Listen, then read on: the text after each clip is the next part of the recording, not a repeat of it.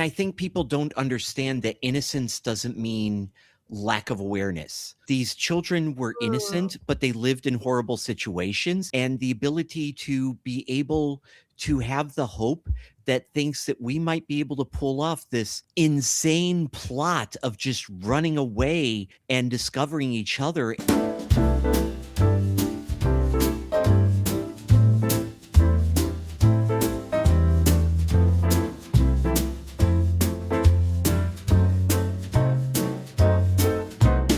Welcome all you khaki scouts and social services. It's time for another episode of the Cozy Quilt Cinema. I'm Michelle. And I'm Beth, currently running away from home with a suitcase full of books and a compass pointing somewhere better. Every week, Michelle and I curl up on the couch, watch a movie, and then we carry it into the studio and unravel it like Susie Bishop tearing open a letter she absolutely was not supposed to read. It's not a critical review, but we will be critical. Are 12-year-olds more emotionally equipped than every adult on this island? Is first love actually the most radical act of rebellion? Wrap yourself in Nana's country charm throw and climb into the blanket fort and snuggle in. Does Barry Manilow know that you raid his wardrobe? It's the non sequitur quotes that get me every time. Because I never know in what direction you are heading in.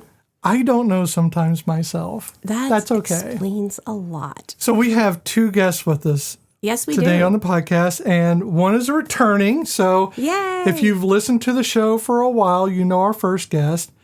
If you haven't, well, lucky you, because you're about to meet someone who felt like a friend from the very start. Pat Green is a columnist, an author, documentarian, and freelance photojournalist with over 20 years of storytelling behind him. He's the editor-in-chief of Gen X Watch, executive director of the Thrive Initiative, trauma-informed creative arts program, helping survivors channel pain into community and healing. He's also the author of Hearts of Glass series, a Gen X coming-of-age saga about found family and resilience, with 2 books released in 2025. And joining us today for the first time is someone we're genuinely thrilled to have in the blanket fort. Allaina Humphreys is a graphics designer, accessibility consultant, and civic leader based in Bolingbrook, Illinois. She's the chair of Bolingbrook Pride, VP of DEIA for Illinois Now, and one of only 15 people selected nationally for the Emerge America electoral training cohort. She is a mother of 3, a disability advocate living with a spinal cord injury, and a person whose entire body of work centers around equity, access, and the full humanity of every person in the room. She's here today alongside Pat as a proud supporter of the Thrive Initiative, and we are so glad both of you are here. I'm great. I'm alive, and today that's good enough, and that's a good thing. As my mom always said, on the sunny side of the sod is the positive place to be. That's a good way to be. So we're talking about Moonrise Kingdom. Now that's set in a fictional New England island in the summer of 1965. It follows 2 lonely 12-year-olds, orphaned khaki scout Sam Shakusk. Did I just say it wrong? I didn't write his last name. I just wrote Sam. And sharp-eyed bookworm Susie Bishop, much easier name for me, who have been secretly writing letters to each other for a year and decide to run away together into the wilderness as they make camp on a secret beach they name Moonrise Kingdom. Every adult on the island mobilizes to find them, including a bunch of children. Susie's estranged parents, a devoted scoutmaster, the island's one-man police force, and a cold institutional force called Social Services, all while a massive storm bears down. Tender, precise, and quietly devastating, it is a film about what it costs to be truly seen by another person and what the world does when it doesn't know what to do with that. So that is my summation. Aren't you glad it was summarized? So our director is who? Wes Anderson. That is right. He has a very distinct style, and this is one of them. Oh, definitely. He did the Royal Tenenbaums, the Grand Budapest Hotel, and Fantastic Mr. Fox, which I have not seen. And The Life Aquatic, and I Love Dogs. Yes. And basically Yeah, there's a lot. We're not And all going these to actors we're not going are to go through no, everybody. No, but a lot of these actors are. He loves to reuse them over and over again, particularly Bill Murray. Yeah. It is his muse, I guess. I'm not quite sure. And it is co-written by Roman Coppola, who, yes, is a Coppola, and he works a lot with Wes Anderson in the movies that he's either producing or co-writing for him. So basically, it's a lot of the same Well, movies. he did Darjeeling Limited, Mm-hmm. The French Dispatch, The Glimpse Inside the Mind of Charles Swan III. But he also did a movie which is not on our list, but I kind of want to put it on our list just for the cheese factor alone, Spirit of 76. Never seen it, but now I kind of want to. Okay. I had Is to that look a it up. Lindenberg thing? No, it is about these future people who go back to, they're trying to go back to 1776 to get because I guess they lose the Constitution. Yeah, okay. And then but they don't go far enough back and they end up in 1976. Sounds like And people something think they're Nicolas Cage would aliens. be in. You know, it is a hot mess, but I kind of want to see it. Well, we have Jared Gillum. Yes, who Jared is- Who is he playing? Sam Gilman. Jared Gilman. Gilman. Yeah, Yes, he's playing Sam Chikowski. right. And he was in Raptorpalooza, Not Fade Away, and of course Moonrise Kingdom. He did a lot of movie shorts, like little, Yeah. Yeah, this was probably one of the biggest things he's done. We have Kara Hayward. Yes. Now, Susie has done, I only wrote one thing down for the actors. And hold on a second. This is my torment through every podcast is this beast right here because he can't leave me alone. And he doesn't retract his claws. So sorry. He insists on being on her lap the entire time. No matter how much I push him He's off. like an 80-pound cat. He's not 80 pounds. He's a barnacle is what he is. Oh, He's the size of a small Buick. So I did only write down one movie per actor because I was trying to keep it short this time. But Kara and not Jared, but Tilda Swinton and I have some Ed Norton, Roman Coppola, and let's see, I had Bill Murray and Frances McDormand. They were all voices in Isle of Dog. Okay. So it's so like you know how I am with it. I love it when everybody's in the same thing again, but it's like the whole cast pretty much. She was also in Brigsby Bear and 10th Man. So just so you're aware of that. Yes. So here's the big question. How did you feel the first time you watched Moonrise Kingdom? I'm going to let our guests go first. Yeah. My goodness, this is the first time I saw it was a couple days ago in preparation for this. I felt delighted. I felt moved in the best ways. And after a dark month and a half, not horrible, but a dark month and a half, I needed this, especially since I just finished watching season 5 of The Boys. Oh, no. I needed something colorful, quirky, beautiful, and it touched me in ways that I'll talk about later, but God, I needed this. yeah. Well, Wes Anderson can always be counted on for colorful and quirky, and so that's a beautiful thing. The first time I watched it was a long time ago, and I think I didn't love it because at that time I wasn't watching cinema. I was just looking for distraction. Mm-hmm. And while it is distracting, it's much more, cinematic than that. I have since watched many years of cinema therapy. I came for the therapy and learned about the cinema. And I found this time when I watched it, I really enjoyed it. And I felt intellectually stimulated in a way that I don't normally feel when I watch movies because I watch them mostly for escape. So I really enjoyed the conversation I had with the people I was with, and it was a lot of fun. I think it's one of the beauties of this movie is that even with the kids, it's not dumbed down. The words are still adult words. They don't tone it a different way for the kids. They're just on the same level, just in different scenes. And I do appreciate that.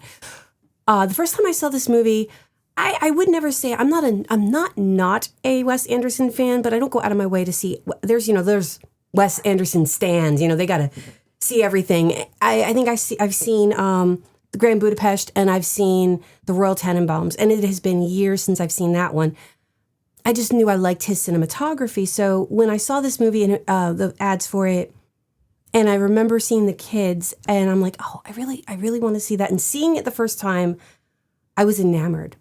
It was a childhood world that I would have loved. Even with the conflicts going on, the children and that freedom of that island, that calls to me. And so I loved it then. And then rewatching it now has been, it's been kind of nice to relive that world again. So I love that movie. So really there's no... For me, it's, I think the first time I watched it was maybe 2 years after it came out. Mm-hmm. And I didn't understand why, but I saw myself in the movie and not in any particular character. And I saw little bits of myself in each one of them. But, it's Wes Anderson's thing of like the isolation of color. Mm-hmm. You get the orange in the sea of white. And I always identified with that color, with the subjective isolation of that color in the movies, not just orange, but, with a blue or a red, something is isolated and set aside. And this movie seems to be the human equivalent of that, in which those people are each color and they're together a saturation, but individually they're very isolated. And that is how I felt the first time, is just, I felt isolated, but also I knew there were other things, other people isolated along with me. But I didn't understand what that meant, and we'll go into that later when we talk about it. And we're going to talk about it right now, because the summation always, we do the summation and we always end up just talking about the movie. Yes. So, you're saying color, and that, I've always find that whether it was intentional or not, because I did not really delve down that rabbit hole of research, but like Susie only wears the red dress in the beginning, and then at the end she's got the yellow dress, which is a different, she's happier, she's not angry. And and Sam always having a uniform, whether it is the khaki scouts or the little police uniform, it helps him identify and focus who he is. He needs that to really, some kids are lost without having that direction, and he needs that because it defines him without being, that's probably why he was having so many problems in the foster homes, is he didn't have that definition of who he was, except when he's with the khakis. I don't know. I saw his change of uniform, or even the draw to uniform, mm-hmm. as and I don't want to like nail down anyone as autistic.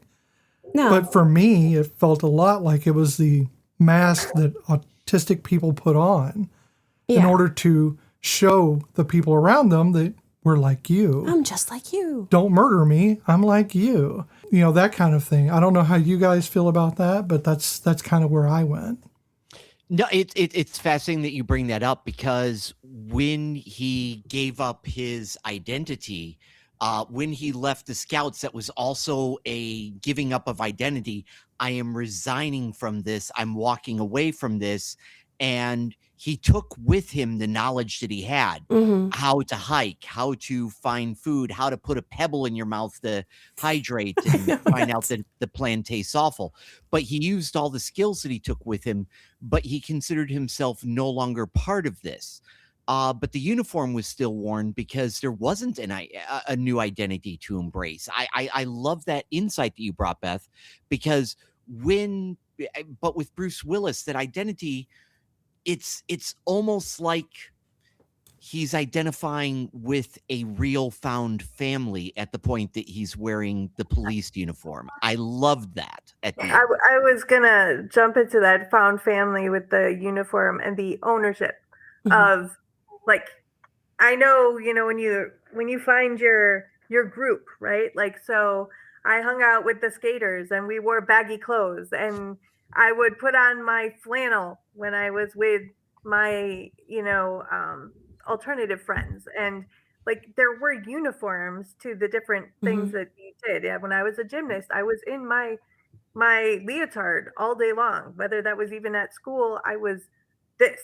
And identifying those things that give you a focus, that give you a reason to say that I am this person and I have this value because of the thing that I am.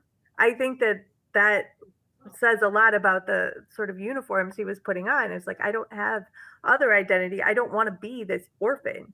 I'm going to be this other thing. And so for me, it's like, that was always, we talk about coping, right, Pat? Like with Thrive and everything. When I was thinking about it through that lens, when I was watching, and I was like, this is a coping mechanism. I'm going to achieve. I'm going to get all these badges. I'm going to learn all these things. I'm going to be useful. And then maybe people will like me, right? That was the feeling. That's what I identified with, because that's how I've always been. I'm just a perfectionist, striving, always learning, always doing more, because maybe I'll achieve that thing, that ineffable, whatever it is that makes me okay. No, I get that. That's the earning. You feel like you're earning that respect or earning that inclusion. When he didn't get that because he was picked on by the other boys, so him leaving, but yet keeping the identity of what he learned, he wasn't living up to their standards because of the whatever they decided. What the bully, he kind of set the standard, which is how things go when you're little. But he kept that part of him because he did retain the knowledge, and having the Ed Norton character as, that was the father figure, or the male, the parental figure then. And then later on with Bruce Willis, having that parental figure, whether it's intentional or conscious in thought, it really did mold him into where he wanted to go. Because I'm assuming when he's with the foster families, he no longer has any definition, and he's one of many. It's not like he's an only foster child. They make it sound like he's one of a lot of foster children in these homes. So you lose your identity. And you see that in the flashbacks. Yeah. Yep. But, you see that he is actually separate from the others. They are all also orphans, but they are together while he is always the one doing something different from them. Usually an active role of inclusion. Susie also. Yeah. The symmetry between their families was there too for me. Yeah. Well, what I found fascinating about that is so much in common in the letters, but Susie's letters were a little bit more honest. Well, not honest. Her perception, she understood the circumstances. They think I'm violent. They think I'm an F up. They think this. And he knows that there's something off, but he believes that there's a greater connection, that he has a greater tribe, while you see the flashbacks of him being the outcast that is ignored, discarded. But he's not lying to Susie. That's his perception. It reminds me of the letters between Eleven and Mike. Yes. In Stranger Things, when they're separated by distance, and in those letters, Eleven she's not lying about her reality, but she doesn't see it. And it's the same thing with him. What he wants to be the reality is what he describes. Well, yeah, he actually did say. On some level, he knows that it's bullshit. Yeah, but the part that kind of broke my heart is when the first time that they run away and they're in the woods, and she's asking him about his foster family, and he's like, I think we're getting together. I think we're finally coming together as a family. Meanwhile, they've already decided that they were done with him and we're not going to claim him again. And my heart breaks for this little guy. I mean, honestly, they said it in a way, it was like you tried out for a play in the local play and they're not going to have you back. Or they leased a car and they just didn't like the trial run, you know? But the thing is, I think that's something so many of us experience. I know with the kids that nickname me Fatherman, my child's friends, they long for those relationships with parents and peers that they're never going to have, and you still long for it, even though you still want this thing that is never going to be healthy, but you want it because who doesn't want connection? Who doesn't want a parent? Who doesn't want a family, siblings, peers, friends? Who doesn't want to belong? It took me 50 years to figure out that I don't need my family's approval for what my, you know, I have a master's degree and I still haven't gotten that approval that I was craving. And I had to walk away. You know, so it's definitely not, especially not at 12 years old, you're not going to be able to come to those terms. I strived for a connection with my dad that was never going to exist all the way until he died. And it was when he died was when I finally got it. I'm like, oh, that connection was never meant to be. That was never going to happen. And in front of me was my grandfather this entire time, who took over for Dad. And I spent so much time lamenting what I didn't have, where I didn't have it, that I completely missed out on the beauty of what was there. Yep. And I kind of, with Sam, there's this reflective quality of his relationship with a father figure of some kind. And in the end, yeah, sure, he finds a father figure. But, you know, it hits me really hard because I had a very contentious relationship with my father. I mean, to the point of blows. And when I was in the military, I actually forgave him. I actively had to forgive him in my own head. And I went home on leave once and I asked him, very reflective of how Sam did, why do you hate me? And he didn't have an answer because he didn't know that he did. I had to explain it to him. He wasn't aware that he hated me. And I feel like that's a generational trauma thing too, because if he didn't realize it, did it come from somewhere? He had to learn that from someone.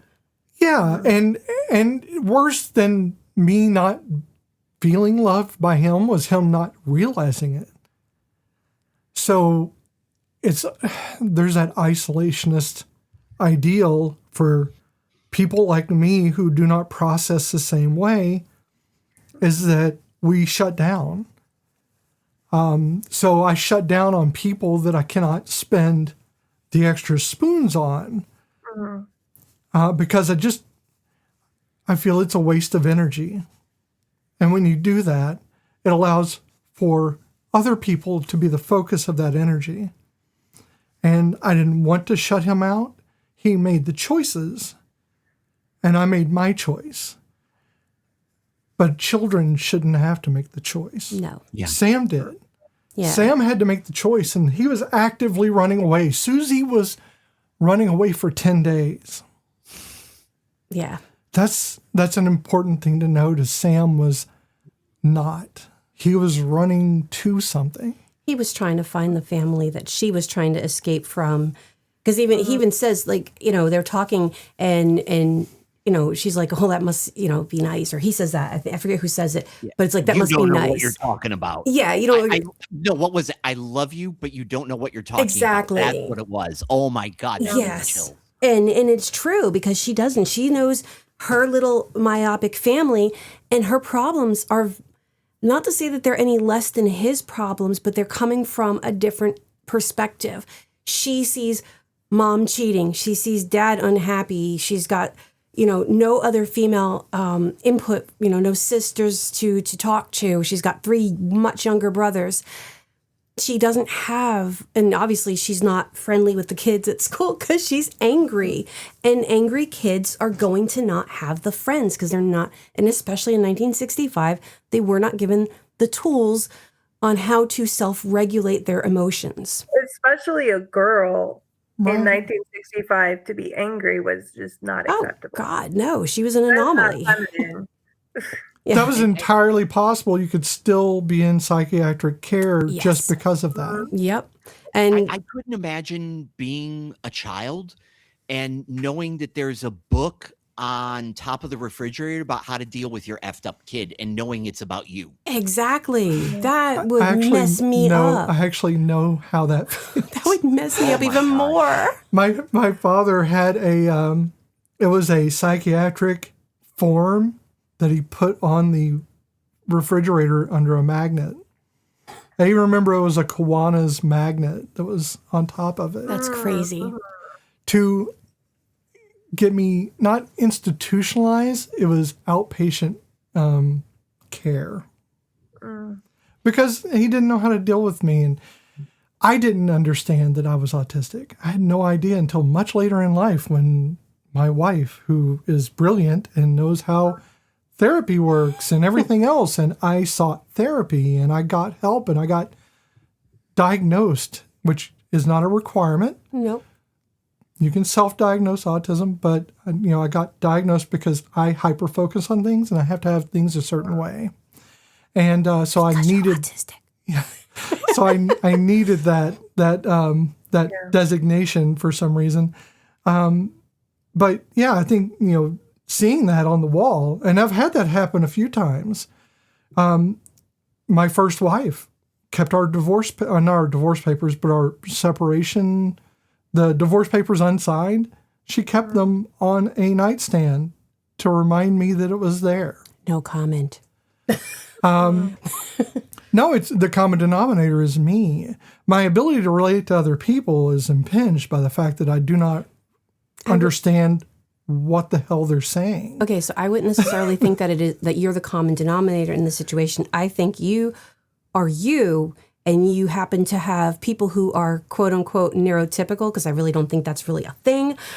But they couldn't put you in what they are taught as the boxes that you put people in. And because of that, they reacted to you. It had nothing to do with you. You were just being you. You weren't trying to put them in a box. They were trying to force you into their way because that's how neurotypical people believe. And that's Susie Bishop. Yes, she has that upbringing of almost perfection. Bringing it back around. Yeah, well, because otherwise, Otherwise it'll be best, therapy hour, and I'll have to be charged by all three of you. I want to speak to that perfectionism part. Like I thought that was beautiful how the cinematography showed the complete order of the home in which she lived. Oh yeah. though I do love that house. I love that house. It was actually no. It's dramatic because I was brought up in complete order with absolutely only one right way to do anything. And so that was very hard to grow up that way when you were yourself not inclined to that kind of behavior. And then it becomes very difficult to live in those circumstances, even when, like, in her house, there were not the loving parents, right? I had loving parents, but it was still very difficult to grow up in that kind of order. In fact, my husband and I had a conversation looking at it. It's like, oh, my house was clean, but it was never, ever orderly like that. And I was like, yes, you couldn't move something a half an inch without my mother moving it back. My mom was very much. It had to be exactly that way. And so it was I understood that feeling of being like having to perform perfection, but feeling inadequate completely and needing to get away. My caveat is I love the house architecturally. Inevitably, I would do this to it. And this is me cleaning before you all came on. You see my background, and this is probably the best it's looked in a while. Oh, there are my doom because I'm the ADHD, so I have doom piles everywhere. You have piles piles upon Piles. I piles. got rooms. Yeah, we've got 5 ADHD people in my house. So Yeah, The and and it didn't help that the kids moved out, and we just filled it full of stuff. I filled it full of stuff. Thank you. the So- house and the kids was what drew me into the movie from the get-go, not because of the order. I'm going to put that caveat. Oh in yeah, there. yeah. No, it's just the But house. There was a nostalgic memory of other relatives that I had that lived in old Victorian homes that were built in the late 1800s, and that style, and each room having a different color. But then came the magic of the little brother coming out with the record player and playing this very surreal, strange thing about how orchestras are orchestrated. Yeah. And when you were little boys and girls and little anything, you were drawn to, you weren't listening to a music record, you were listening to stuff like that. And then the other kids would gather around, and the daughter was there, and she's looking through the binoculars, and they're playing jacks, and there's all of this tangible connectedness that is not a telephone, that is not a video game. And I don't want to sound like that old man, No, but but what that brought up for me was the memories of the times of sitting around listening to a record player, or you would all watch the same show together. There was an event, there was a time, there was a moment, and it was simple.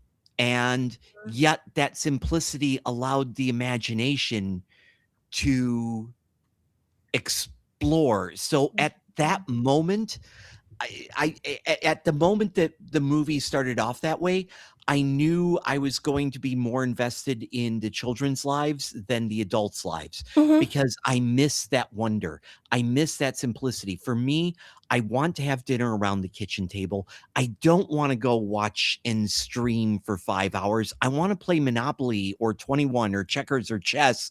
May REM forgive me for what I just did there.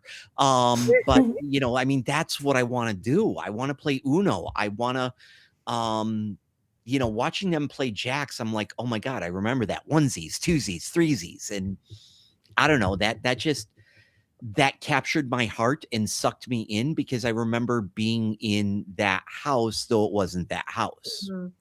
I have to say, when we're talking about the games, the Parcheesi, my family has that Parcheesi game. My growing up family had that Parcheesi game. We played it with the little cups where you shake the dice, and it's fantastic. And it so yeah, I felt that. I also loved how the speaking of the variations of about the classical variations, right? So each child came in on a new variation, and I thought that missed was that. really fascinating. So like, as they were talking about, we have this whole piece, which is the whole family, right? And then each variation shows up, and then they talk about the different variations being different instruments and how they play differently and act differently in the whole. And I was like, this is so cool. Oh, even The as way it that they mirrored scans. that. Yeah, 'cause you see As the it parents. scans past the two parents, it also is doing that. Yeah. You were saying about, like the bringing it back to the way, we were playing. Sometimes I get nostalgic about the card games we used to have, and nobody plays cards anymore. Like I was at work and we were talking about that. I was like, how do you My play? kids are obsessed. I was like, how do you play Rummy? I don't remember how to play Rummy anymore. And I loved playing Rummy, and I'd have to really think about. I was a badass spades player, and now I don't even think I could do it. But just because I like to reflect on what I do is my classroom, the program that I work for, they are not, we are not allowed to have screens. Like, I have a laptop, but that's just so I can do my paperwork and to contact people. But my students do not have screens. Now, granted, they're in 4 and 5-year-olds, but this whole program does birth to pre-K, and they are, again, no screens.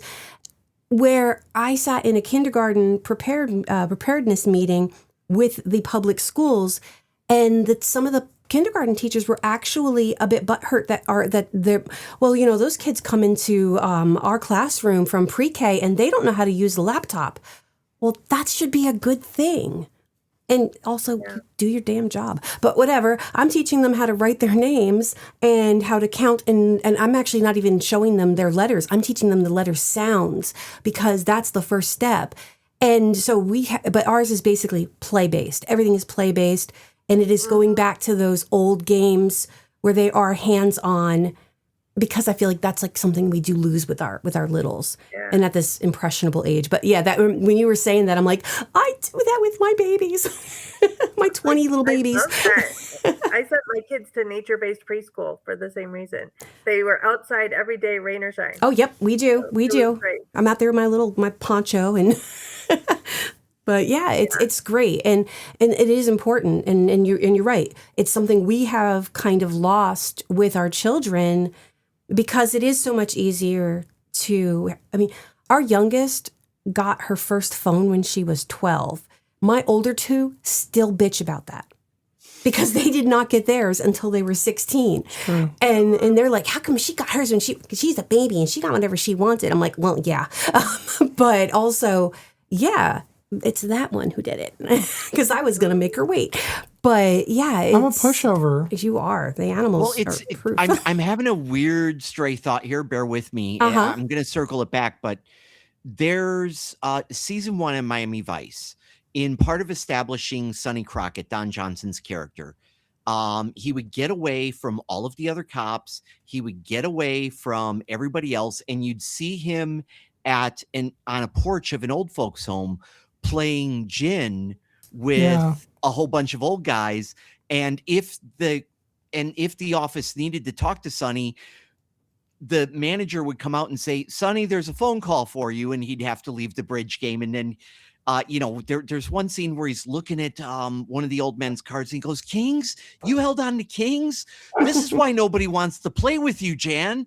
And, he storms off really upset by that. But I love that generational moment of the breakaway from all of the excitement, all of the work, all of the stuff that he deals with, the rock and roll, the neon, the music, the drugs, to just hang out with a couple of old guys and play gin. Mm-hmm. And I think watching that scene, I wish I could sit around with somebody right now and play jacks and play Parcheesi and listen to a stupid album that's not stupid, but it's not just music. I mean, I collect vinyl.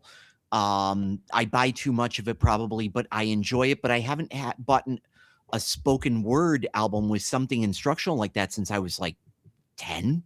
I would love to do that again. Or like we used to do, sit through like an old rock opera and discuss it. Like, what were they talking about in The Lamb Lies Down on Broadway? What was going on in Genesis' mind? When they brought that together, just to do a deep dive. That was what we always did while playing cards, and that's something I definitely, we just don't have that anymore. Yeah, no, but this movie brings that back. It does bring it back. Yeah, I think our generation is complicit in taking that away. We are the large. Gen X is the largest user of Facebook. We created this monster, and then we pointed to millennials, the Gen Xers, and it's like, dude, we're the monsters in this story. We're the monster at the end of the book. Yep.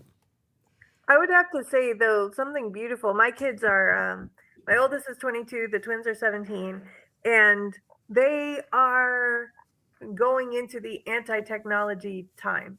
So, like, them and their friends have decided to find things elsewise to do. Which I'm like, this is beautiful. They're like actively seeking out things that are not technologically based, and I was excited to talk to them. Well, they survived the pandemic. They got through the entire Office series, and once you do that, that's when they started judging Pam and Jim, and I'm like, I get it, but please once don't. you get through that series, Doctor Who. Right? But I think ours are very similar too. Our oldest is going to be 32 in August, and we have a 27-year-old and a 26-year-ld. Sorry, which is he just weird turned 'cause 26. I'm only 30, and a 23-year-old, and they're like, have you seen this? No. Have you done this on? And I'll hold up my phone, and they're like, Like I'm the oddity here. I'm like, wait a minute, this is supposed to be your generation. And I think you're right. It is the generational thing. It is there. I have a big hang up about when people are like, they don't know how to write in cursive, so we should do everything in cursive, and they don't know where to buy a stamp. I'm sorry, but who dropped the ball on that one? Well, this is exactly it. I wanted to jump in and say point of order, Your Honor. Yeah.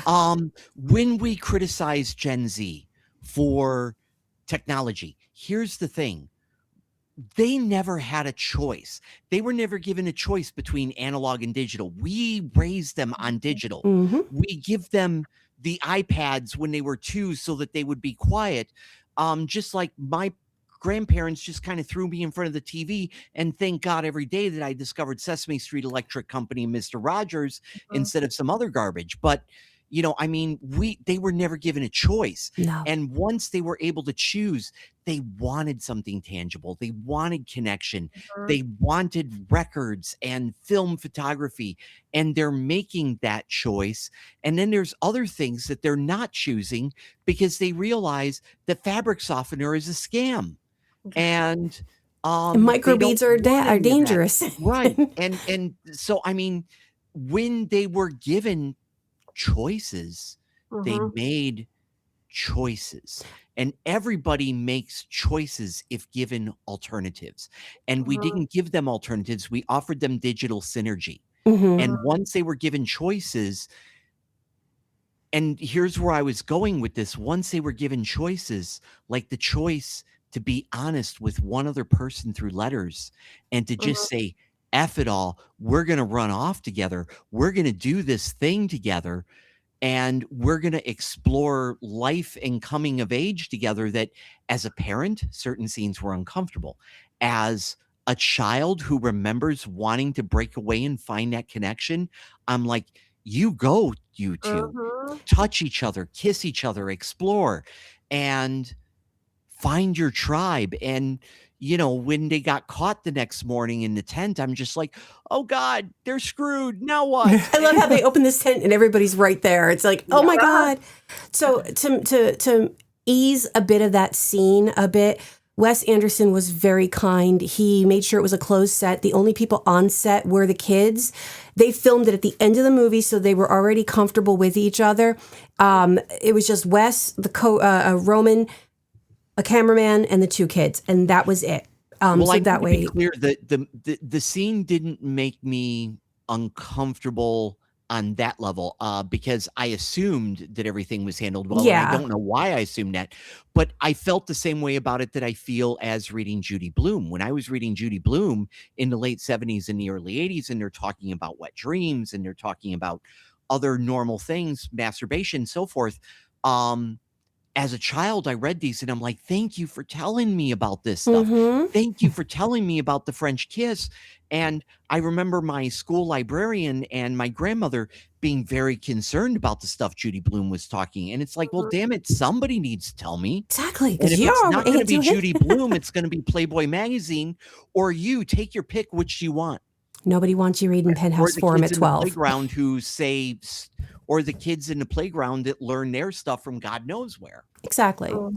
What I love about Wes Anderson's films, especially, it's indicative in this as well, in Moonrise Kingdom, is everything has like a weathered neatness. It's not a sharp neatness. It's a weathered neatness. Everything's a little bit flayed, a little bit cracked, a little bit peeled. And that includes the dialogue. It includes the people within it. So it's not just the house. Even though if you go to the house and you watch the layers as they go upstairs and then back downstairs, they're all different. Yeah. You even see that the mousetrap is perfectly aligned to the floorboards. So it is very much part of the house. It doesn't look like it has ever been moved, nor has a mouse ever been in it. But there's a neat little piece of cheese on it. I hyper focus, and and no dust. And there is no dust, but you get a sense of time. You get a sense of time being misused, or at least I do. And it's just one of those things that the people are the same way. I can actually feel Captain Sharp, who is Bruce Willis, I can feel how weathered he is, how peeled away he is, as if someone has just taken the petals off of him. Mm-hmm. And all that's left is the center of the flower and just the stem. And he's still alive. He still cares. He's a caring person, but everything else has been taken. And either through life or circumstance or through the people around him, he hasn't had a reason to rebloom. Now, I think that in the end, the implication is that Sam gives Captain Sharp a reason, focus, a love to rebloom, because he's only ever just killed time. He's just weathered with, Susie's Miss Bishop, mom. Yeah, Mrs. Mrs. Bishop. I was trying to think Sorry, of the I'm first distracted name. by Poe behind us. She's playing with the dragons. That's what you do. See her back there. Yeah, she's Waiting playing. for them to grab the tapestry. Yeah, there's dragons on the wall, and we don't usually have the chair there, but I moved it because she's now jumping up and knocking my stuff down. And the dragons cannot defend themselves. And the dragons cannot defend themselves, but yeah. I need to jump on to something that Beth has said here that really, one of the things that caught me about Bruce Willis's character and also Ed Norton's character was what I call the contrast of authority. Social services doesn't have a name. Social services is just social services. It's an institution. But along with that, the other authority figure are Beth's parent, or I'm sorry, Susie's parents, who are, what are they? Lawyers. They're lawyers. Mhm. So we've got the law and we have the institution. And then you have this man who, when asked at the beginning, are you a teacher or are you a scoutmaster? Which is, for him, it's I'm a field scoutmaster. Mm-hmm. For him, it's all about the children, and it's listening to them, holding space, communicating, living with them in this world. And for Bruce Willis, this is an authority. Yes, he's a police officer, but this is authority built on compassion. So it is the two compassionate authorities that have to appeal to the other authorities in this dichotomy of what authority is and what authority could be, and how the authority that could be, that listens, they're the ones that have to tilt the needle to the other two authorities to be able to say, we're hearing them, you need to hear them, here's a different perspective, we're going to fight for them. Because if you are the two children, you're never going to be heard without somebody first that listens to you. And it's a gentle authority that's going to do that. And I loved that they need, I hate that we need an authority to be able to change us. But like Martin Luther King understood that for laws to change, you needed somebody to first listen, because the revolution is not going to happen. And it sucks. These kids are never going to be able to change their circumstances unless there is an authority that's kind. And that's where Bruce Willis and Ed Norton came in. They were able to deal with the law, and they were able to deal with the institution, social services, to be able to give these kids a fucking shot. And it's about, and not so much about, being the authority, but just being the advocacy. And giving them the opportunity that I'm going to speak for you, but maybe you'll learn how to in the future when you're an adult. Because that's really the key when, especially teaching children, it's teaching them to be self-advocates for them, to speak for themselves, but also know that there's help and to ask for that help. To believe that help. That's, they tell you all the time, ask the authority, ask this person. Exactly. They will help you. They will help you. But it's really hard to believe that help will come. Especially when they fail you. So right. But I think what I really liked about these adults is they were all very messy. Mm-hmm. They were not perfect. Like, the adults weren't right. Yeah. The kids were more. I think what I liked when you were talking about, you identified with the kids, right? So did I, because at that age, right, you know yourself. Mm-hmm. And these kids knew themselves, and the adults didn't understand them. So I think that perspective is one that's missing from a lot of media, because you're always getting it from the adult perspective because the adult wrote the content, the adult is shooting the content, like the directors, the producers, everyone are grown-ups and they forget what it's like to be inside that child and know who you are and have no one listen to you. Well, it's like in... I thought that was beautiful. Oh, yeah, no. So I want to do something that Pat did, but less going back in time to Firefly. There's an episode in which they are taking cows up into space because they're transporting them. And it was a fairly beautiful thing to say, as River says, when they come off of the ship, they're all happy and they're it's happy cows.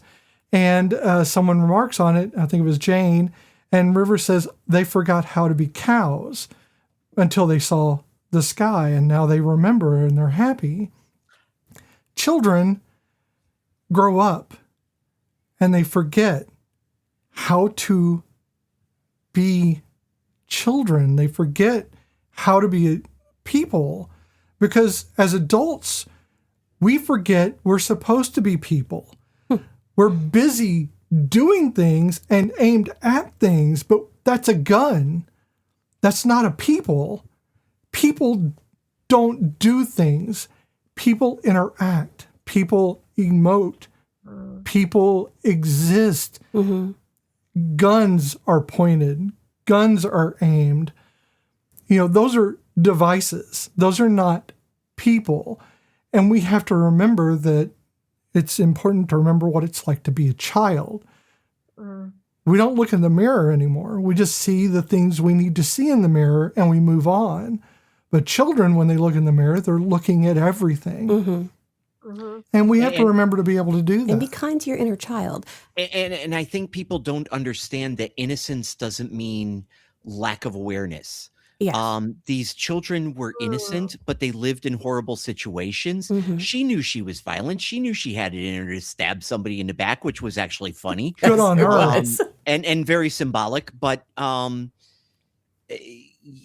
innocence is the ability to still trust in another person and the ability to be able to have the hope that thinks that we might be able to pull off this insane plot of just running away and discovering each other and living in our own tribe away from it all. That's innocence, but that innocence is not ignorance. Exactly. So now it's my turn to digress. Back to what I was saying about how we have to teach children how to ask for help. I have a student who has partial paralysis. She had seizures in the womb. And I believe a stroke shortly after birth. So her left side is pretty useless. And when she first came into my classroom, she's only been there for about maybe 2 months. And she was very independent and could open things up, but it was, she would make a mess. And that's one of the things we teach them, how to open your little milk carton, how to open up your breakfast and your lunches and stuff. And I had somebody comment yesterday who was subbing in my classroom, oh, well, now she can't do the things she used to do. And I said, no, she can, but we have taught her to ask us for help. So now she's not doing it and making the mess or not doing it correctly. She was doing it with only one hand in her mouth. Now she's able to say, hey, I need help. Can you open this for me? Which I feel is more progress than her being better at half-assing it. And this person just didn't realize, they thought, oh, well, she's taking this huge step backwards. I'm like, that's a huge step forward. And if we can do that with a child who has a disability, we should be able to do that with all children, teaching them, find the right person first thing, because you can't trust everybody. We know that. But to find that person, to ask for help when you need help. So many children in this world have... If we want to delve into the world of ACEs, adverse childhood experiences, there's too many, and they don't have a human that they can even trust because they don't know where to look for them. So when you teach children that, yeah, you can trust these people in this location, or when you meet this adult, please, make that adult be your, that's your person to go to when you need help.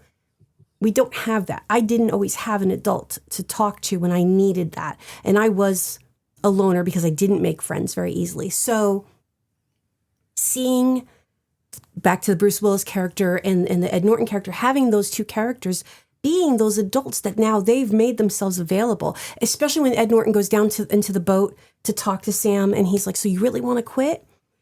And he's, yeah. You could see he's heartbroken for this little guy, that he's given up and the world has been so mean to him in such a short period of time. And even though he's trying to bring him around, he sees, there's just, I'm here for you, even if you don't trust me yet. And that's such a huge, and I just talked in a circle, but the other thing I'd like to mention before I completely forget is Wes Anderson, when he was writing this, there's a quote that I thought was really, really perfect. And unfortunately, I got to take off my glasses because I can't read with them on because I'm old. So he commented on the film's connection to when he first fell in love. And I love the love aspect of it, because do you know what love is when you're 12? He's like, well, what I wanted to do is recreate the feeling of that memory. The movie is kind of like a fantasy that I think I would have had at that age. When you're 11, 12 years old, you can get swept up in a book that you start to believe that the fantasy is a reality. I think when you have a giant crush, when you're in the 5th grade, it becomes your whole world. It's like being underwater and everything is different. And I get that because I always found myself lost in books. And I think that's part of why I just love this movie, because it's just almost perfection in its imperfection. Well, it's that quirky formalism that I like. Mm-hmm. Like everything's a little bit off, but it's very formal about it. So it's like this chaos that you can always feel like within this boundary that seems impenetrable. Mm-hmm. But that chaos directs those bodies. So every time you think something's under control, it's completely like when Harvey Keitel goes in back for his medicine. And suddenly, this flood comes through. I mean, or the lightning bolt hitting Sam. It's the Harvey Keitel backpack that I got. Ed Norton running around with this. The Harvey pack, yeah. But it's that chaos that just, things happen. Things come out of nowhere, and then you just move on. Sam just moved on from a lightning bolt. Oh, my God, yeah. And I like the fact that everything, he was sooted.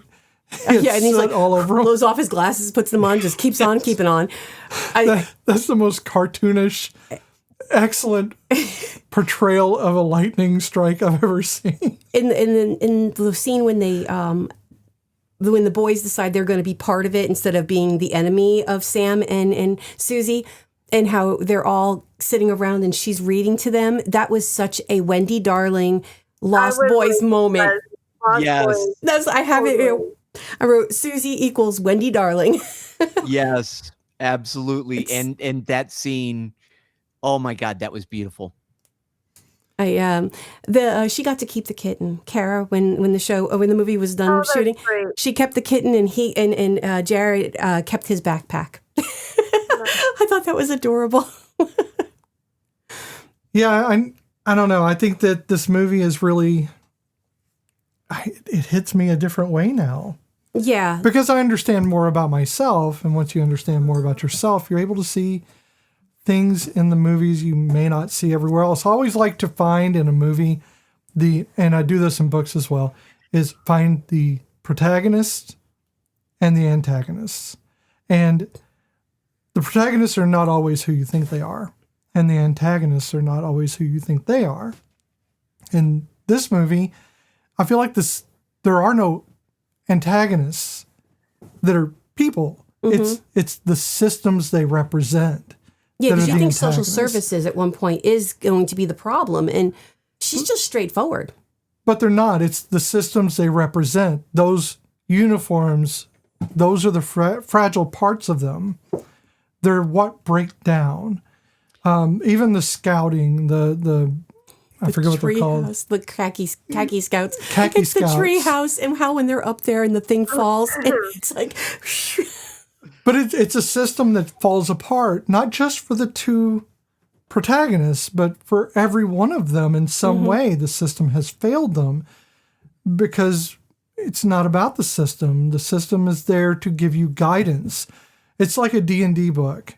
D&D is there as a system. It is rules, but they're not there to be followed. The rules are there as guidance. They're there to tell you how things could be done, and you decide what that means to you.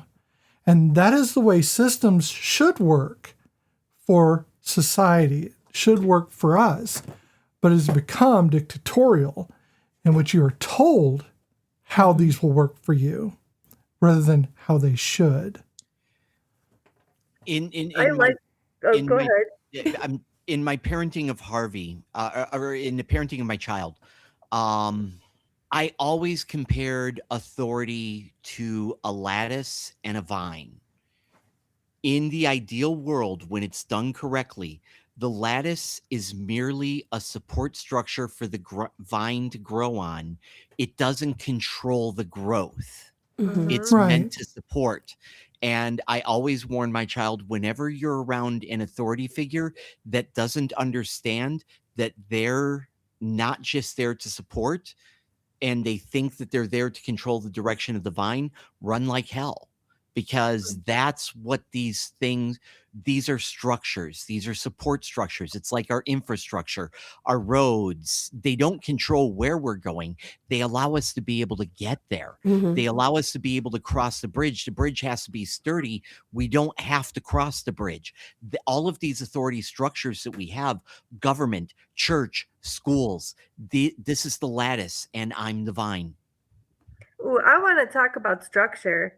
Since we're talking about structure and infrastructure and those things, like in my bio, I think you talked about, like I do a lot of advocacy work, right? And a lot of what I do is about addressing systems that were not built for the people that exist within them. And so the systems that are built to allow people to go places that don't allow them to go places, right? Like the things that aren't thought of in those systems. And the overarching theme that I really loved about this movie was that we are two children in a system that was not built for us. And so we're going to make our own path. We're going to do something different and thereby change everyone around us. And I find that as a person who's a quadriplegic, who's been in a wheelchair for 33 years, I find myself doing that. I show up in places that were not built for me, and through compassion and education and talking to people, change the thing around me to make it better for others. And I watched this whole movie as these two kids who were first thought to be the problem or the thing that needed to be accommodated change the world so that it didn't have to be accommodated anymore, that they were allowed and in fact celebrated, like, adopted practically by, Bruce Willis's character goes, I don't like the way the world is treating this person. I'm going to stand up for that and I'm going to change things for them. And to watch how people had to have their eyes opened in order to see and then decide that doing things differently might be better for a lot of people. And so I loved that. And I was like, that made me really happy about this movie. Well, and that's the Khaki Scouts. Everybody changed in some way. Yeah. Or at least acknowledged their failings or acknowledged their feelings. But the Khaki Scouts, who were initially antagonistic, they changed. They changed because the protagonist helped them understand. It wasn't anything they said to them. It was what they did. And they led them unknowingly, but they did lead them to come to the conclusion that they needed to be part of this to help them because they wronged them. And that point where in the treehouse where they're given their statements of we're going to help them, and then the pieces of the treehouse start to fall off, and that really to me symbolized the system that was broken, but the people within those systems can change it. You can make those changes. And of course, the treehouse itself to me was the camel. You know, like when you get a bunch of engineers together to design a horse, you end up with a camel. That was the camel. You could also, if you can like delve even deeper and look at Susie and Sam and go, well, they are servant leaders because they're showing through example how to be. You know, the boys saw the authoritarianness of not so much the adults, but that one kid with the motorcycle. He's a liar, he's a manipulator, and he's a dick. You know, and yes, there are kids who are just complete and utter dicks. I have worked with every grade from 22 down to pre-K, and there's assholes. I mean, and that's how they're raised. And this kid probably came from this whole self-entitled background and didn't know any better. And the other kids were going to follow that because, I want to be on his side because then I'm not going to be the one treated like Sam. But when they realized that, they're watching Sam and Susie and they're going, oh, well, heck. Now, Sam and Susie never said, hey, this is how we should be. Because to me, when leaders tell me how I should be, that's usually the leader that I don't want to follow. I would rather you show me how to do it right. And maybe that's just my ADHD brain or my oppositional. I need you to show me first before I can say, oh, yeah, no, that's a good idea. And it mostly has to be my idea. But, yeah. I know what I'm about. That's the best leadership format is to allow someone through your lens to discover the strength that they have, right? Like that is the best feeling as a person is to liberate someone else into that ability to see themselves and to think for themselves. The way that you see them, right? Like is to be able to show them in a way that they can like internalize, right? That's the most important thing is to give someone else freedom to like I'm very much a proponent of don't pull the ladder up behind you. Like if you're up there, like open the door and bring other people in, pull up another chair. Like let's get everyone into that space to talk. And I just, my kids would be so annoyed because they hear me say this all the time. Everybody, if they were here, they'd be like, Mom, shut up. But it's just, I love that. And I love hearing from other people that that's effective for them. So thank you. Well, that's like sorry, go ahead, Pat. I was just going to say, all of the leadership roles that I have stepped into since around my 30s has always been about being able to no longer be the leader. I start these things because nobody else is doing it and I just want to see it happen. So I start up some shit, gather some people around me, and then slowly sneak out because when there's a void, people will fill that void. I don't do it in a manipulative way. It's just, I don't want to do this anymore. Y'all got this. I always just wanted to be part of it. But this was the only way I could get it to happen is to start this. So my leadership style has always been, people say, well, I think we should do this. I'm like, cool. Okay. Yeah. Then what does that look like? How do we do it? And then once it starts happening, the only thing I guard is the core vision. The core vision, the whole idea of this thing was we're going to serve oatmeal. And then at the point that somebody's like, well, let's add raisins, let's add cinnamon. And I'm just like, yeah. Do we really need oatmeal? No, I'm going to step in and be leader now to defend that until you guys all get the point that this was always about oatmeal and then step away. Bad analogy, but no, it worked well. So again, I keep going back to because this is a kid movie, so I keep going back to what I do. I actually kind of got upset about this at work not too long ago. My supervisor was talking to our big boss, and because this is my first year doing Head Start with these guys, and she was asking how I am with my classroom, my teaching style, and she said, "Oh, Michelle's classroom is in a box. Everything is nice and orderly in a box." And Beth, I can see the look of confusion on her face. But my thing is it's not that everything is in a box. First thing, I have a really great co-teacher she's my neat freak and she keeps me in order. But when it comes to my students, they are 4 and 5-year-olds. So they need to have structure. children need boundaries and borders. And when we don't teach them those boundaries and borders, you're going to have problems like you're going to see with the bully, because they're just getting whatever they want. And I see this constantly. I've had many, many students that are just, and oh my gosh, and it's so much with autism too. And I'm, bless anybody who has autistic children and you are raising them. But remember that they need structure too, that they are not, if you don't teach them young, you're going to end up with a 22-year-old who's going to beat your ass because you've never given them structure before. And now you've got to explain structure and right and wrong. And I see this a lot with younger children. And regardless of ability or disability with my students, we have rules. I call them my rug rules when we're doing our circle time. Listening ears, watching eyes, quiet mouth, crisscross applesauce, calm body. We do a breathing. We have tools that I give them. And yes, they are calm. And yes, they are quiet. And I get commented all the time about how quiet and how calm my class is. But it's because of the structure. And it's not that I'm trying to be an authoritarian, but it's about, it goes to safety. It goes to just making sure that they are functional human beings. And when we don't give that to them at a young age. But you see that where, again, Sam is not getting that, but he's getting it from outsiders that are not his parents because they're gone. And Susie's not getting that. And that's why she's angry and why she's hitting people. She's getting in trouble for it, but it's always the aftermath.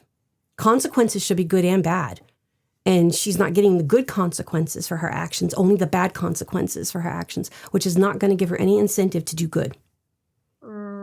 And she's angry already. So instead of giving her a direction, and again, yes, I know 1965 and try to look through it with a historical lens, even though it's a fictional story. That's how I look at it as an educator is she needed that structure. She needed somebody to sit and talk to. Again, back to having that adult. But Sam has had that. With his parents gone, he has had that with Ed Norton and with Bruce Willis. And that's a gift that he was given. With my child loves art, and the reason that love affair started was because of consequences of actions. I was sitting in my home office doing some work. This is back when I was a minister, and I hadn't yet learned that when your toddler is being quiet, that's when you need to worry. And I come out into the living room, and my child just decided that they were now a graffiti artist and had taken crayons and drawn all over the walls. And I stopped and I remembered, wait, nobody ever said you can't do this. Mm-hmm. And all they're trying to do is express themselves. So I'm like, okay. Hey, love what you did here. Let's go to Walmart. Hopped in the car. We go to Walmart. We buy new crayons. We buy markers. We buy art pads to draw on. Mm-hmm. And I also buy a ton of cleaning supplies. We go back to the house and I start cleaning the walls. I've got like 3 hours before my now ex-wife gets home, who's not going to see things through my lens.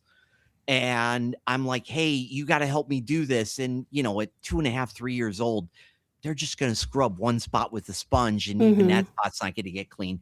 But I wanted them to be a participant in this. Mm-hmm. And then at the end, I'm like, hey, I love what you were doing. But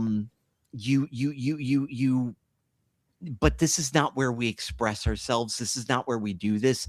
I need you to do it here. This is where we do the art. And I showed the big art tablet where you flip pages. And I'm like, need you to do me a favor. Between now and dinner, draw me 3 pictures. Draw daddy 3 pictures. Goes off into the bedroom. I get to have a breather, have a cigarette just in time for my ex to come home. And by the time dinner is ready, my kid's got 15 pages of art.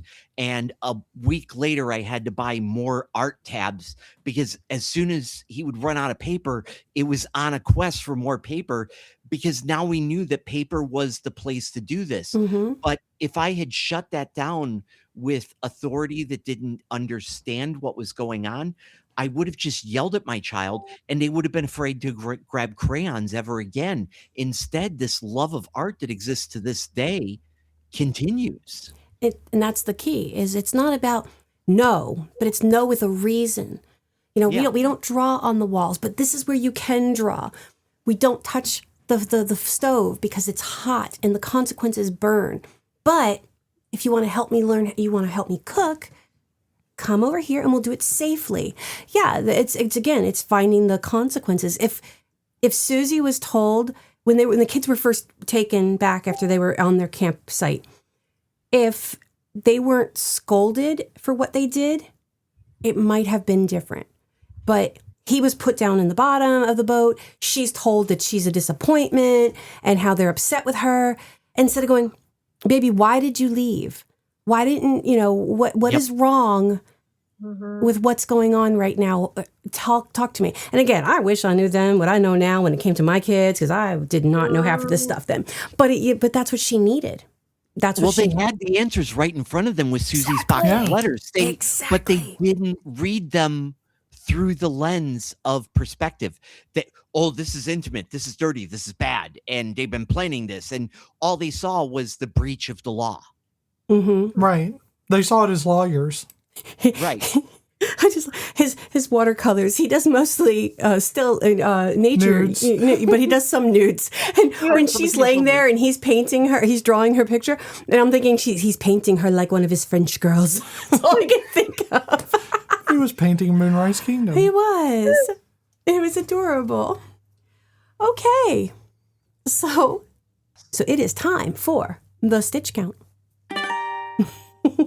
We're going to run this film through the Castellini test, the inclusivity and gaze lens, and the Tremors gold standard to see how well it holds together.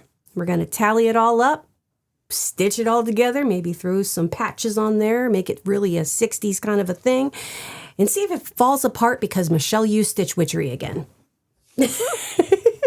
Right. So the Castellini test. There have to be at least 2 named women characters with at least 5 lines of dialogue each. Do we have that? We have Susie, we have Mrs. Bishop, and we have social services. We have Becky, if you want to count Becky. Mm-hmm. Social services doesn't have a name. Nope, but but that is her name. She is social. Okay, a side note, social services being played by Tilda Swinton, who is notoriously androgynous. First time I ever saw her was in Orlando, and my brain broke because I didn't know that story back then. I was young. I'd never read any Virginia Woolf. What the hell did I know? Very uneducated. I saw the movie Orlando. Had no idea. I just thought it was just a very feminine man. And then the scene when she's standing in front of the mirror and it's a woman. That whole movie blew my mind, and it made me love her with such a deep, I can't even. And her standing in the middle of Moscow with the pride flag. Yeah. Sorry. My Tilda Swinton love is deep, but I love that she has no name. And that's fantastic, but she's not named. She's not named. Okay, well, we have Mrs. Bishop, who does have a first name. I just don't know what it is because I only wrote Mrs. Laura. Bishop and Susie. Mm-hmm. Right. So it does pass that one. Those characters must have a conversation, not necessarily with the other woman, either not about their partner or with their partner, future or current, and not about their relationship. Yeah. That's where it falls. So I have a point to make, which is all of the conversations center around a main relationship, which is the relationship of the children. Mm-hmm. So it is not their relationship, but it is all the conversations center around a relationship that's happening. So But I don't know. I couldn't tell whether it passed that. Well, I know that. quality or not. It's about the partnership. It'd be the romantic relationship. Yeah, because the bishops do talk about their personal relationship, and Mrs. Bishop and Duffy, they talk about their personal relationship. So Right. unfortunately, I stand corrected. That is very true.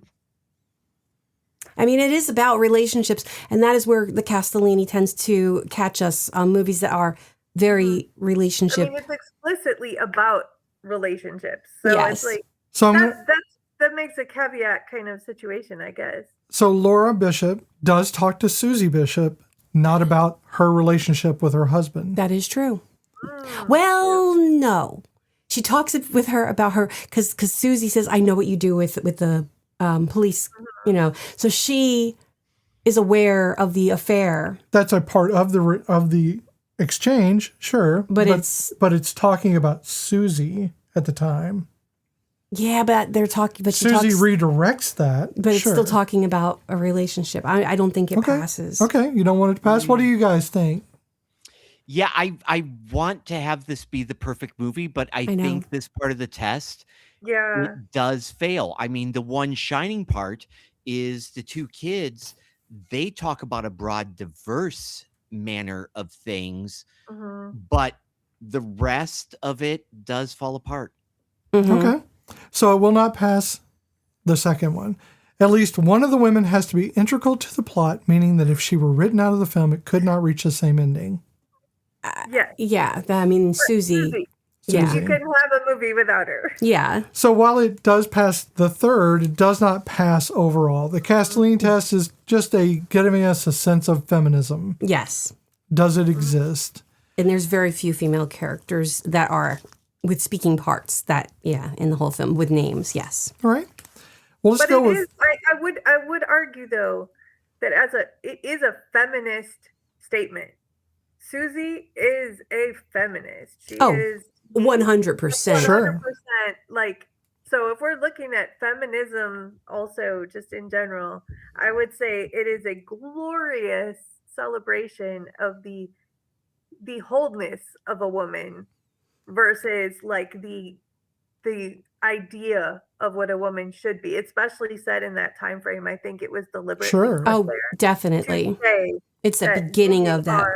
All of these things, which with my involvement I joined National Organization for Women as the VP of DEIA because of my passion for that. But I've caught on the feminist bug. So I was I clocked that one right away. Try to explain to people it's not about being feminine, it's about equity. So we have inclusivity and gaze. Now this is a score of 0-1. It's an on or off situation for 4 items. Number 1 is the racial diversity with agency, not just background. It's going to be a tough one in a Wes Anderson. There was no racial diversity. No, it is quite white. Very white. Very white. So yeah, it will fail on that one. Mm-hmm. LGBTQ presence that isn't a punchline or tragedy. There was none. But it was none that was a punchline nor a tragedy, but there was no none representation. None that was there. Yeah. Number 3 is age, body type, or disability treated with dignity. That age I'm was going to treated with say dignity. yes. What? Go ahead. I'm going to say yes because we did have mental health elements here. Yeah. Yeah. And Bruce Willis standing up for the right of a person who was deemed to have mental illness to not be subjected to torture. Mm-hmm. I think showed dignity in the fact that he said, this is a whole person. Yes. Whatever you think that may be going on, you can't just treat them with a whole cloth approach and say that this is the way we do it. This is how it happens. And then age too. I think I would say yes on this one. Yeah, because age and body type too. Okay, I'm gonna not enjoy this at all. But let me throw a stick of dynamite into the situation. Wes Anderson has a thing, and it's something I've noticed in his films, and he does it in this one as well. Mm-hmm. He has a thing for eye patches. He does. Lazy eye. There you go. Now, is that treated with dignity? No, he is very much called out for having damage to his eye. Yeah, but he's called out for it by other children who are already the adults. Oh, they do? Yeah, yes. Oh, yeah, you with the eye patch. Or calling him lazy eye. Oh, yeah. Dang it. When I answered the question, I forgot about that. Leave that out of the factor. Here's why I kept it in the factor, and we're free to strike it from the record. But my mindset on this is I believe, unfortunately, and this includes me, that no single person that I've ever met is completely compassionate to every disability. I think that is not within our capability to do, and I wish it were, and I wish I were wrong on this point. So I think that we live in a world where there's always going to be a marginalized person that no matter how woke I think I am, I'm going to be a participant in that marginalization. So I will stand up for the person with mental health, but I'm still going to call this person lazy eye. I factored that in that we got their 2/3 right, and that's better than most people in society. I hope that explanation, as warped as it is, makes sense. I mean, to a certain degree, I mean, I agree with you because, again, I have a problem with this. With my history background is you have to kind of look at the historical side of it. 1965, how were they treating lazy eye? They were doing the patches, and then kids were going to call you out, and adults are going to use, they don't know your name, so they're going to use your defining, feature that they know. That's if you what's the Armour hot dog song that was so popular. It picks out every single, even kids with chickenpox. I mean, like, it talks about all the different types of kids there are, and this is doing the same thing. It's, pulling him out. So even though he was called out as that or known as that, he was not treated differently. Exactly. He was actually part of the battle. His nickname. He was treated differently in that he had a degrading nickname. But, it's one of those things where it's so uncomfortable to admit that Looney Tunes was not okay, because we make fun of two people for a speech impediment. People are the characters are trying to kill each other, except when one of them decides to start wearing a dress. Then suddenly Elmer no longer wants to kill Bugs. He wants to do horrible things to Bugs' body. Pepe Le Pew is basically a stalker. Yeah. And does not understand consent. There is nothing about that show that is okay, but is part of our childhood fond memories. Well, it also addressed the reality of the world we're living in. So, I think that this is the case, that though he was pointed out for having this defining characteristic, I used to point myself out. I introduced myself as having wheels attached to my ass to my husband, who when I first met him, I was like, because I wanted to be like, it's okay. We all see the wheels. We know they exist. Let's acknowledge it and then move on. And that was the case. And I think that's what's happening here. They acknowledge it, but they're not treating him differently. They don't make him the butt of any jokes. That's true. Me, which he may have embraced. I certainly embraced being called the Hot Wheels. Okay, if I had that would be my nickname. I would have to have that. I would love that as my nickname. I want to be Micro Machines. I mean, I often will say to people, on our own identity in that way, and say, okay, fine, this is my nickname. When they took him along on the trip, they made him a leader in the hunt. Oh yeah. I mean, all of these things, he was still respected. So, I mean, we can argue about this all day long. No. And I'm with you on that, but I'm the first one to do self-degradation as a joke. But often, if we were talking about foods and stuff, I'll be like, I didn't get this physique from, not eating those things. Or I just make a joke out of it, but in my own, self-deprecation way. So, yeah. I understand that's perspective in the rules. If we're following the rules explicitly, then it doesn't pass. Mm-hmm. Yeah. Beth threw a wrench into the machine. So beautifully done. So it is. I love that though. I love the dynamite stick because it does create discussion. Yeah. And that's what the intended purpose was. I didn't necessarily disagree with anyone on this. I just wanted to make sure that we covered it. I want to say it's going to pass, even though I know everyone agree it passes. I can live with that. Okay. It's almost like in Major League Baseball, though, you have to put an asterisk by that person's record. Yes. There you go. Yeah. So number 4 is camera gaze, not relentlessly sexualized or punitive. I found it was, as most Wes Anderson, is well done. Oh, yeah. Even, unless you're a complete perv and you have other issues that should be addressed in therapy or jail, none of this movie should have been titillating, and the camera was not actively trying to do so. Yeah, if you're turned on by this film, you need to seek help immediately. Yes.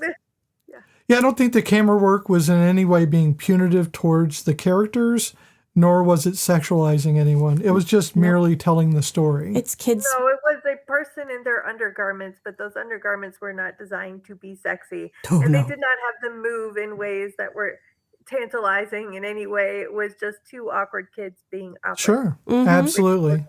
So that passes. Yep. So we got 2 points. So now this is the important one. I know all the other ones were great, but this is the really important part. So Tremors as a movie is perfect. We've decided this. This is the hill we will die on. Yes. It is inclusive. It is diverse. It is oddly a perfect movie. Not just because Kevin Bacon's in it. So the Tremors Index. What is your rating? It goes from 0 to 4, 0 being below Tremors or fails the basics, to 4, which exceeds Tremors, rare, powerful, or intentional. And try to make your case for it. I'm going to say 1 this time around. Okay, so Michelle's saying some inclusive instincts, but uneven follow through. Characters show skill, but authority still defaults to the usual suspects. Progress, but with friction. Everyone agree with that? I'm at 1.5. Mm-hmm. I was with you, Because Pat. I feel like it tried to get there and it wanted to get there. And I think in some aspects, but it didn't get there. I mean, if we're being honest, it had the potential to get there, but I don't think it got there. If it had more diversity. Yeah. And I get it. It's a little, island. Diverse. Yeah. But I think, Okay. I think it's deliberately representing the The idealized American, make America great again. Norman Rockwellness of it all. The sort of hazy gaze back to a time when white people had it good. Mm-hmm. And I think it represents that well, but it definitely was aggressively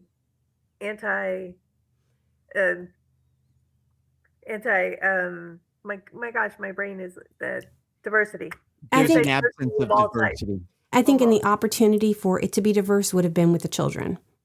Having them to be, yes, they had different body shapes. The kid with wearing the offensive Indian headdress, because that wasn't offensive. That would have been the only racist thing if they had more racists. I would have been like, oh, that's kind of racist. But because there wasn't any diversity, I didn't call that out. But that was Bill Murray's son. And he's a little thick. And so, nobody commented on that. Bill Murray walking downstairs with his, older body. No one commented that. Frances McDermott, no makeup. There was nothing was said. She had an affair with another man, and she, you could tell makeup was not her priority. And and bless her, because I wish I could be that person, because I cannot. I will die with my eyeliner. And right here, me and you. It's the Jersey girl in me. I can't give it up. When you're creating a piece set in a time and a place, this is 1965. Mm-hmm. But in my writing of the my book series, where I'm 1987 through 1989, there's some choices you're left with. You can either paint it as it was, or you can create a new vision where we do see a lot of period pieces that have Black and queer inclusivity and women's equality that didn't exist. And I think that is a storyteller's right to do that. And with me, I lean towards that direction a little bit more. Lance, my only openly gay character, did have some of that 80s stereotype in him, but that was a trap for my readers, for you to realize that Lance is more, and you realize that Lance, that was a trap that I set. Right. And the women's autonomy had to be seen differently. You finally get that message clear, because I did a twist on the John Hughes 80 grab the girl and kiss her. In this part, you have a skip in the record where Ford never did that, and Cassie's like, "Hey, do you like me? Why haven't you kissed me yet?" And he's like, and she picks up on it. Oh yeah. Oh shit, this one's interested in consent, where she says, "Hey, do you remember when we watched Sesame Street? They said if you didn't know something, you asked the question." And that was her inviting him, ask me. Mm-hmm. Yeah. And So I always did those little flips on the period history. I like doing that. And that was, as a storyteller, how I addressed the realities of suburbia in America in the 1980s was very, very white and very, very not diverse. So how do we throw in an idealized reality? Well, we do it in the same way that, and this is where my inspiration came from, we do it in the same way that Charlie Brown did. We have Franklin there and we don't talk about it. Yep. Right. No, that makes That's the way sense. the bus diversity is, right? Like it doesn't have to be mentioned. Yeah, but I did have it mention subtlety with Lance, because there's at one point where he calls Ford church boy. And Jenny's like, what the heck is this church boy stuff? And he explains a lot of Christian people don't like gay people. So he calls me church boy. And she's like, well, how do you feel about them? And he's like, I don't see the big deal. Yeah. And she's just like, oh, okay, cool. You're on our side. Yeah. And that's how I address it, because I want it to be, instead of getting preachy about it, it's just like, look, Lance is just part of the gang. Mm-hmm. Yeah. Yeah. But, whenever you're doing a historic piece, if we're going to criticize Wes Anderson of making a mistake, I think Wes Anderson led too heavily in period trap of the storytelling. And didn't explore ways to be surreptitious with the narrative, just as he was surreptitious in the narrative of children experiencing abuse, neglect, and other things. You can do a little bit of subterfuge there. You could goddamn well do it there too if you wanted. Sure. Mm-hmm. And you have a child he's in foster care. He's an orphan, and you've got him there. Why can't you have other children? So you have the affluent asshole kid. You can have other socioeconomical kids there, and it shouldn't matter their skin color. I get it. Yes, 1965, the likelihood of there being a Hispanic child or a black child on an island in in New England at a camp is probably not going to happen without it being within their group. It might also soften the message he was trying to deliver. Well, this is the odd man out right here, and then having other odd men out not be treated differently. I don't know. I think he said it deliberately in that time, in that space, in that camp. My thing is, my counter to that is, in the Hamilton cast, how reflective of that is of our founding fathers period. The racial diversity didn't exist. Actually, I thought that Hamilton, the musical, was spot on exact for not only the character portrayals, but the story itself. I think it was perfect historically. And I'm joking. They were able to create this racial diversity. Mm-hmm. Ignoring history. And I love that, though. Oh yeah, because nobody addresses that. But I have to give Hamilton nods on the fact that our youngest has always had reading comprehension issues growing up, and during the pandemic is when we saw Hamilton and we started listening to it and everything, and she became very obsessed with it. And my child, who would not pick up a book because of her reading, so it was in Title I, and she was going to read the freaking Reynolds papers. I was like, what?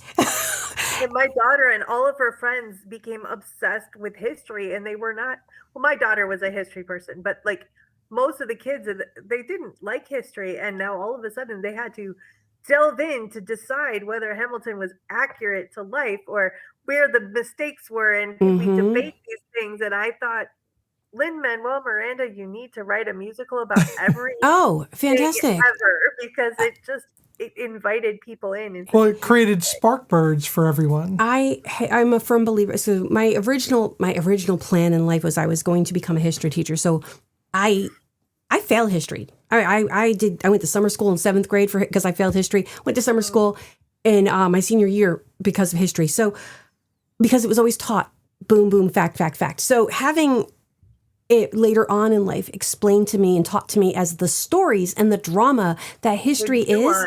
If we did that with high school students or even younger, they would not be hating history so much. It's not just about the damn tariffs. It's about the people who lived it.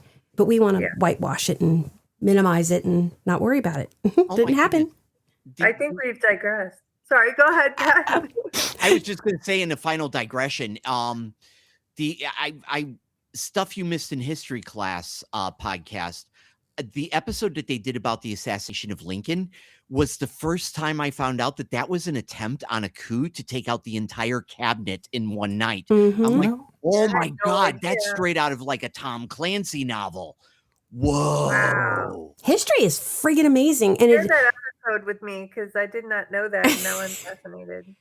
It's crazy, and to teach people like the whole point of the way the Crusades came about, and like it's not just because of blah blah blah. No, it was because of espionage and deep craziness and wanting a war, wanting their own personal army. And this one, it should never have happened, the First Crusades, but it happened because of miscommunication and greed.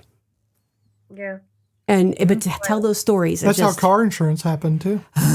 Again, New Jersey. Everything happens because of miscommunication and greed. Exactly, 90% of our history.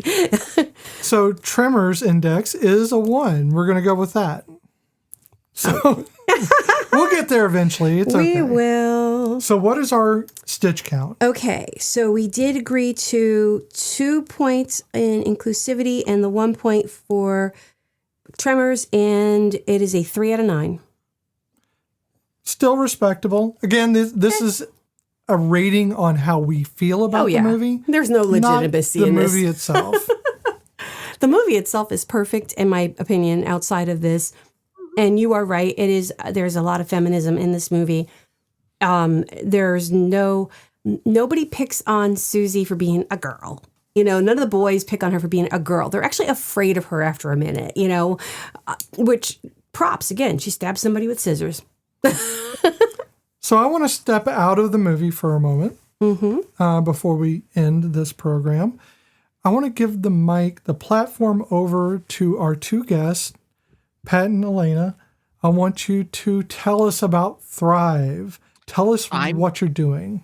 I'm going to take the start and then let Allaina do the closeout because I've done this elevator pitch so damn many times.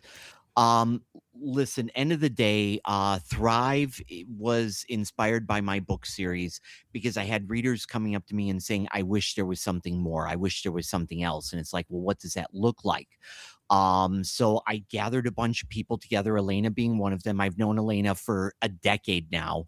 And Allaina is a fighter and a world changer and somebody who is often my moral compass magnetic north. But in this assembling of people was like, what do we do? And we tried to figure it out. And one of the things that came to us was what's happening and launching on May 31st. And that is a zine. So a zine, for those who don't remember, zines started in the late 80s, early 90s. They particularly hit a fever pitch during the Riot Girl movement. The Riot Girl movement with this, there were two things happening. You had this music run by women, post-punk music, and you had these zines. And the ethos was DIY. I can take the stage and I can grab a mic and a guitar and just belt it out. I can publish my own magazine, go to the library and print it and fold it and staple it. And now I've published a magazine. It's legitimate. There's no illegitimacy here. Girls to the front. Now, because of zines, we have third wave feminism. Because of zines, third wave feminism is what gave us Black inclusive feminism, trans inclusive feminism. It changed the game. I mean, when people say, well, why is there Black feminist theory? Because the second wave feminists failed us. No offense. They gave us so much, but that was a failure point. The zines was the game changer. And they were surreptitious. They were invasive. They were disruptive. On the back page of zines in this area in college towns, there was just a list of men's names without any context. Those in the know knew that those were the local date rapists. So without accusations, without this, it was if you knew, you knew. And in the women's bathrooms at some of these clubs, there was also a list of names, graffiti written on the bathroom stalls. So you had this feminist explosion of people by women for women. So we took that and we're like, let's make a zine by survivors for survivors. Now, in this, The Prime to Pump, David Hayward, who is known on the internet as Naked Pastor, and Becky Garrison, who is a satirist of Christianity and all things right, who currently has a book called Gaslighting for God, both lended their internationally known talents to have a piece of art and something that they wrote in this. But there's also all of these other people that live in this area, people that live in Ohio, people from all over the country who just found out about it, and they submitted poems, they submitted art, they submitted all of this.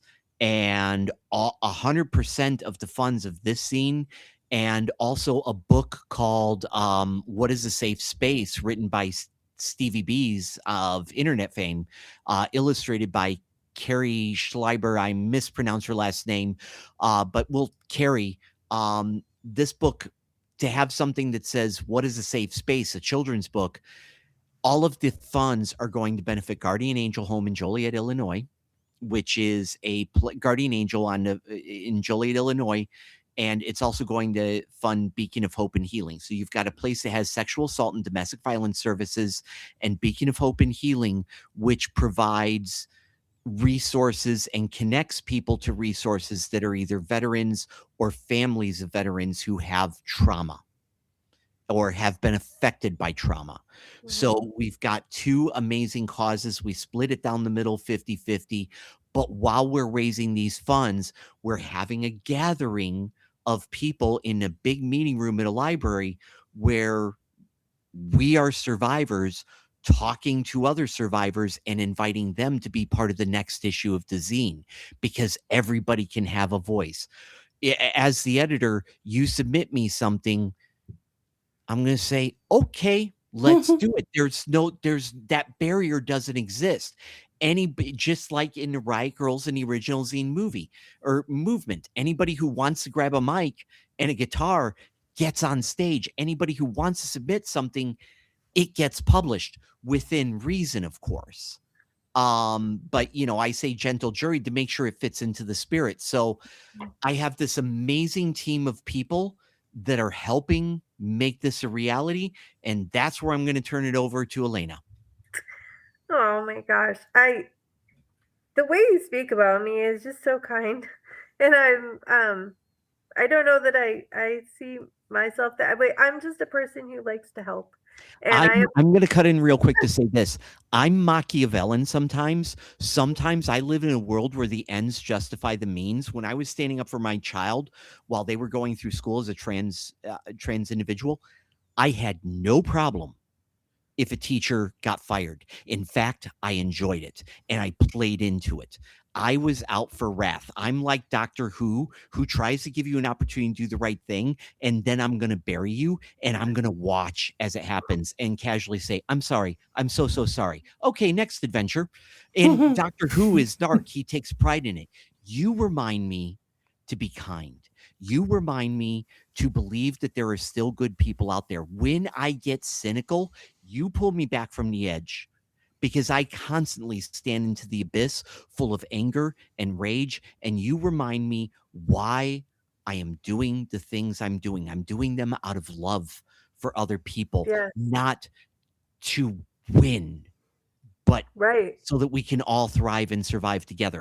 So I'm going to stand behind. It's not about winning. It's about liberating and bringing together and creating hope and healing and all of these beautiful things. And people are always looking at me and saying, I don't know how you are the way you are. I don't understand. Like, I'm a survivor of multiple things. I am a survivor of assault. I'm a survivor of my father dying the year after I broke my neck. I'm a survivor of that spinal cord injury. I'm a survivor of eating disorder. I'm a survivor of depression and anxiety and all kinds of mental health. But the way that I survive is I act.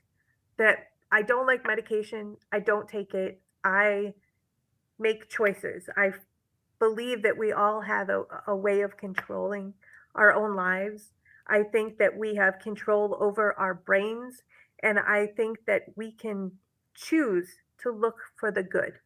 And we can make those choices no matter what we've endured.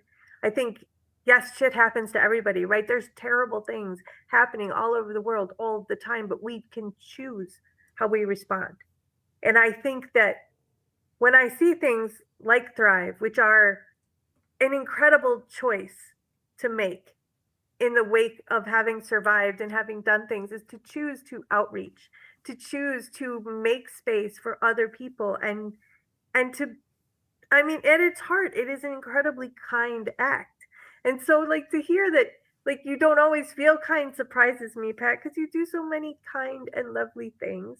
And I mean, that's part of why I'm drawn to you. That, and I'm also a mama bear. Like, I'm a mama bear not only for my own children, but I have been a mama bear since high school. I got in trouble for beating up the kids that were beating up the other kids. Like, I was like, you will not do this in my space. You will.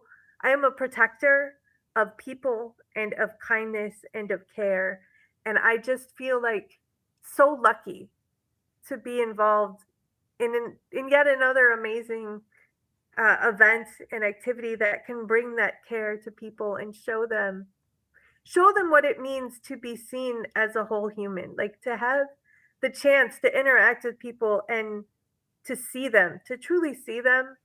Like, that's that's what makes getting out of bed possible for me. That's my medicine.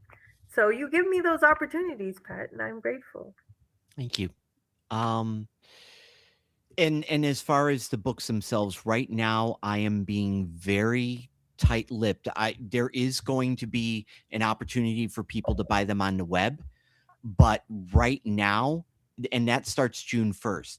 On March 30 or May 31st, when we do the event Sunday, I'm that's those people for this day only. It's only for them.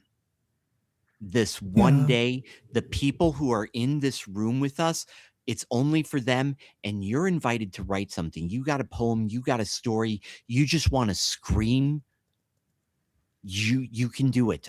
We'll publish it.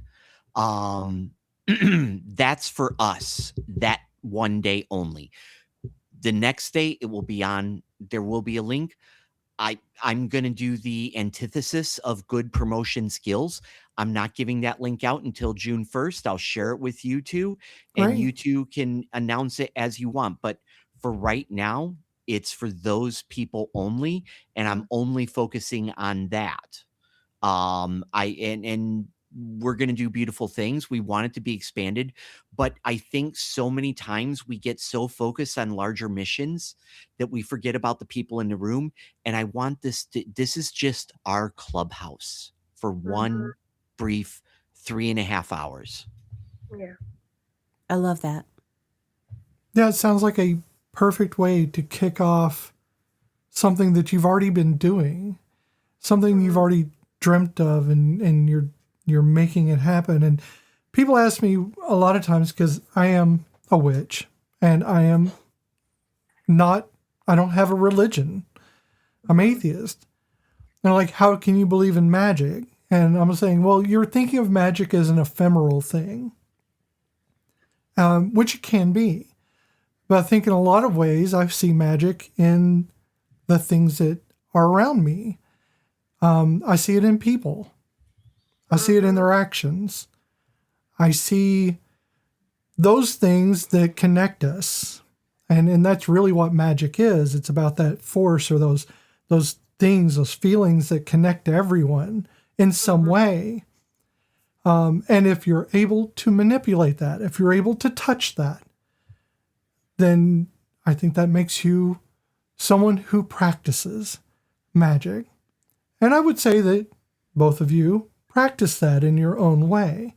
You practice love and you practice care. And that's probably the most magical thing I could think of. I love the way you phrase that, because I do feel that is a way of touching the universe. That projection of energy, that outpouring of focus changes lives and changes the world. And so I'm gonna borrow that now. I do think that maybe I am a witch. Who knew?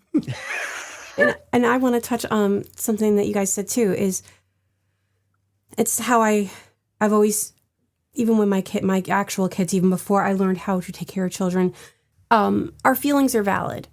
Whether we're angry or we're sad or happy, our feelings are valid because that's just how we feel. No one should tell you how to feel. But what we do with those feelings and how we treat the world around us, that's important. And that is, again, that's something I work on with small kids, and I've worked with my special needs kids.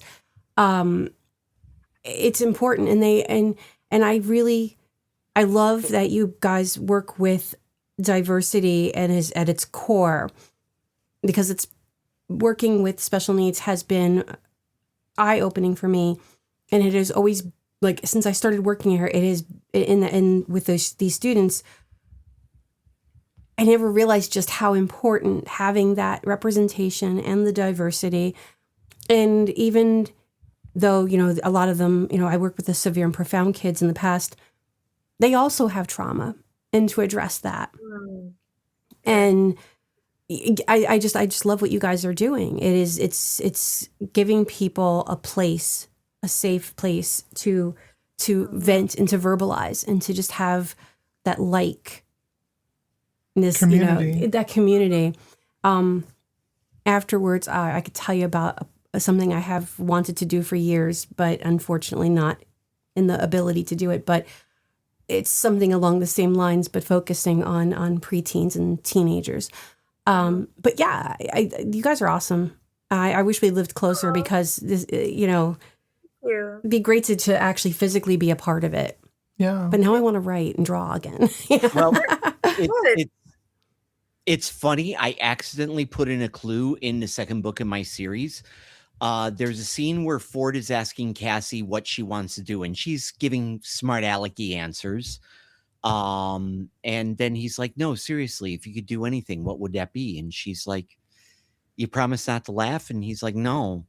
And she goes, I would like to have a place where screwed up girls like me could be able to talk about what's going on in their lives, do something about it, da da da da da da da da da da. And he just stops and he's like, "That's beautiful. I'd help you if you ever want to do that." And that was an accidental tickle whenever I had readers saying, "I love these characters. I wish that there was a way to have that found family again." And it's like, oh shit. You know what? Let me sit down with a bunch of people and do this. And me, Allaina, and my crew that we assembled, we've done a couple before, and we were just kind of testing the waters. Let's get a bunch of people in a room, see what happens. Okay, let's build on that. Let's dismiss this. And it's turned into what I think is going to be our final presentation. And by final presentation, I don't mean our last one, but I think we sort of stumbled into what this is going to be. It's going to be the zine.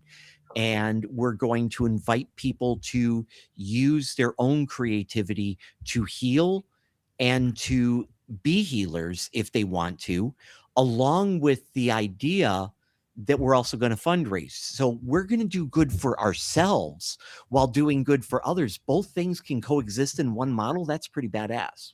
Hey, and fundraising sometimes can be just that in itself, because you're doing good for other people. Yeah, but the thing is, if I'm selling cookies to do the fundraiser, or chocolate bars like you see when you go outside of Walmart, or as you're going into a drugstore, there's people selling chocolates for disadvantaged people and this thing. But that's fundraising and that's good. But let's have both of these things interconnected, because while we're healing ourselves, we're also enabling two organizations that are on the front lines doing the things that we wished we had. I was a client of Guardian Angel when I was finally disclosing the fact that I was a survivor of sexual assault and domestic violence.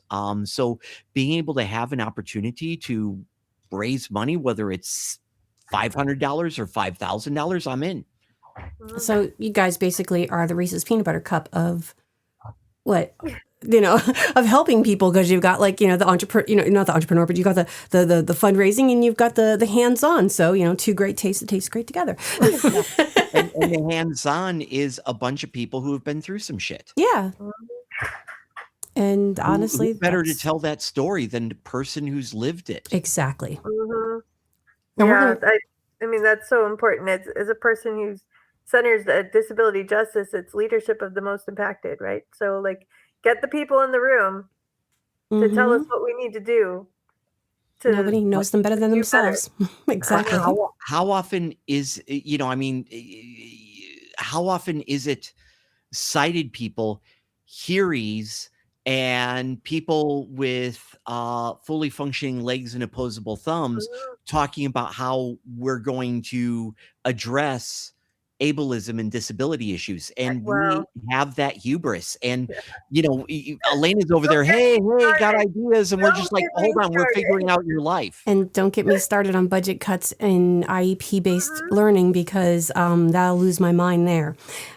Yeah.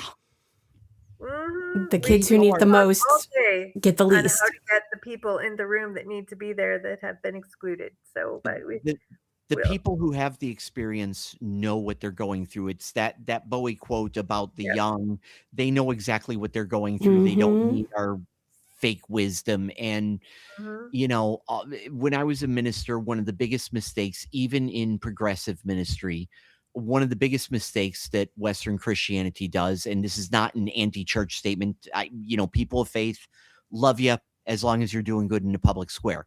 But one of the biggest failings is that we treat people like rescue pups and try and believe that we have the answers as to how we're going to resolve homelessness, how we're going to resolve sexual assault, how we're going to resolve all of these ailments of humanity.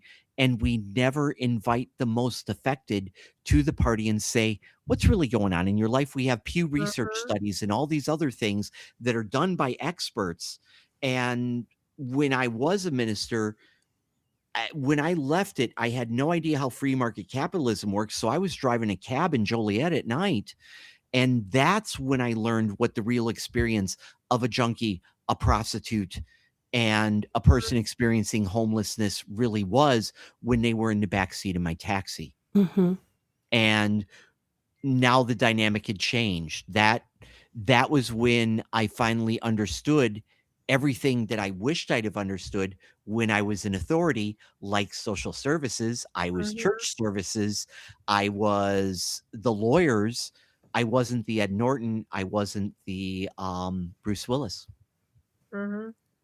And that's the key, is it's having that authority, but also having the kindness and the heart to see beyond people's titles and what you're, what you perceive of them. It's getting to know the people themselves and finding out what they need from their own mouth. Yeah.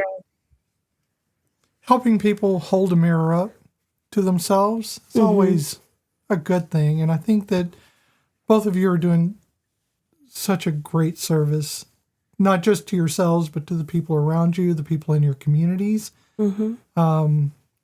Certainly in my community, I don't think we could survive. I don't think trans people could survive without the allies around them. And that's the way any community is. We all need each other in order to exist, to survive, to have a voice. What happened to "it takes a village"? It's like, that was a key phrase for a minute. And if you really analyze it, it is true. But then, we stopped listening to that. It's like, oh, it's just something that Hillary Clinton said, It's like, but no, it does. We should all be a part of taking care of each other and not trying to tear each other down. But that's an ideal belief. I don't know. I think no, they're I doing know. that right now. I'm being facetious to the people, who have. Well, Allaina, I'm so glad that you came onto the program with us, that Pat brought you in with us, because now you're one of us. You can ask Pat. I don't bandy about. I either make friends or I don't have the friend. I don't. I'm an on or off situation, and you're you're instantly a friend. Oh yeah, you're So in you're now. definitely my friend, even if I'm not you. your friend. No, Yeah, I am so excited to have met you both. I like meeting people, but I have so when I first met my husband, tell another quick little story. I thought my self-esteem was such that I thought I had to have anybody who would take me. Like I had no concept that you could choose who you wanted in your life. hmm And when I met my husband, he was my Ford. I didn't understand that he liked me because he didn't touch me without asking. He didn't kiss me without asking. He didn't violate my personal space. That's all I knew as acceptance. Was somebody wanted you, they would grab you. That's all I knew. And I was 22 when I met him. And I had never met a man who didn't just reach out and touch me. And when I met my husband and I learned that this was possible, that this idea of a person like that was possible. And then I met his friends, and every single one of them was like him. And I was like, how did you find all of these men who don't ogle me and don't touch me? And he's like, what are you talking about? This is all of them. I was like, oh no, you have no. I have never met another man until I met you, or like my dad, who was respectful of a woman. Like I can't fathom how this exists. He's like, there are how many billion people in the world? You can choose. If someone treats you poorly, dump them. If someone doesn't align with your values, dump them. If someone doesn't think what you think or isn't interested in the things you are, get rid of them. And I was like, oh, okay. And I immediately dumped everybody I knew and was like, he can't meet these people because you'll be like, what are you doing with them? And my life started to change. And I say he loved me into submission because he kept telling me over and over again that I had value. He told me all of my good things that he saw in me, and I could not see in myself. Every time I told him this was my fault, he's like, no, it wasn't. I'm like, yes, it was. No, it wasn't. It was never your fault. You're not seeing the world as it was. And he taught me so many things that I get to now scream from the rooftops. And I have chosen and collected so many beautiful people in my life because of him. And so I select two more beautiful people because of thank him that you. I chose Pat, and because Pat introduced me to you. And like, how lucky am I? I don't know. I feel so fortunate. And I think my husband is on a little bit on the spectrum, and I think that viewpoint though is what created this world for him where he could see in the black and the white of this person aligns with me, this person does not. And I didn't have the black and the white. I only had the gray. I'm sorry. So he showed me that, and what a gift that is. And so that's why I'm a better person my whole life who runs towards difference. If someone is different than me or has a different life experience or a different religion or a different whatever, I'm like, oh, hi, I want to know, tell me all of the things. And my life is so much richer for it. And I just try to spread that message to people. And so the fact that you have autism, right? Like that you are autistic is like, to me, I'm going, great, I get to learn new things. There are hyper focuses abounding that I don't know about, but I'm going to get to know these things. I'm so excited. Wait till she tells you about her conversation trees. It is amazing. Oh no. Yeah, we can talk offline. Yeah, we can talk offline because it's amazing. But I honestly, I from what you were saying, I feel bad for any man who has the blinders lifted off of him when they realize that it's not all men, but also it's not all like the ones who are good, and then they realize that they're not all like that. Yeah. Yeah, but I think, and it's funny because like I've known him now 26 years, and it wasn't until even through Me Too which, oh my gosh, Ended too the soon. It did. the first Trump election campaign. Hmm. I thought when he got on TV and made fun of a disabled reporter, That would have been the end. that would be the end of it. And it wasn't. And then he said on a live mic that he assaulted women. Still, they And kept going. and then the Me Too movement. And I did not realize that my entire life, I kind of knew that my superpower is dissociation, but I didn't understand the depth to which that went until the Me Too movement came and took me out, like completely. Oh, yeah. And then when the quote unquote the party of family values elected this man who had no family values on the heels of Obama, who was utterly morally uncorruptible and such a paragon of virtue and family. And I lost months of my life. I don't remember it. I couldn't function. And to see that these things were in the world, these people wanted so badly to act selfishly, to have negative opinions, that they elected this monster, right? Yeah. That was the state of the world, is what led me to all of these organizations and to do all of these things, because I had no other recourse. I had to go out and do. But even through that Me Too movement, his eyes were opened to some degree, but because of his curated world, he still didn't quite understand. And even through my lens, he still didn't quite he was supportive, but he didn't understand. And then in the last year or two, especially with the Epstein files and all of these things, he gets it now, and he is devastated. He's rethinking all of his whole life. And he is a person who has always believed in enthusiastic consent. You have to be throwing yourself at him, right? For him to, and he couldn't understand other men, but now he's like, all of the people who may have done harm without knowing even, and the need to make reparations and to be different in this world and to call out the behavior, To be brave enough to do that. yeah, and they have those conversations, and it's wild. Like, it's an incredible transformation to have seen him go through, to see other men go through.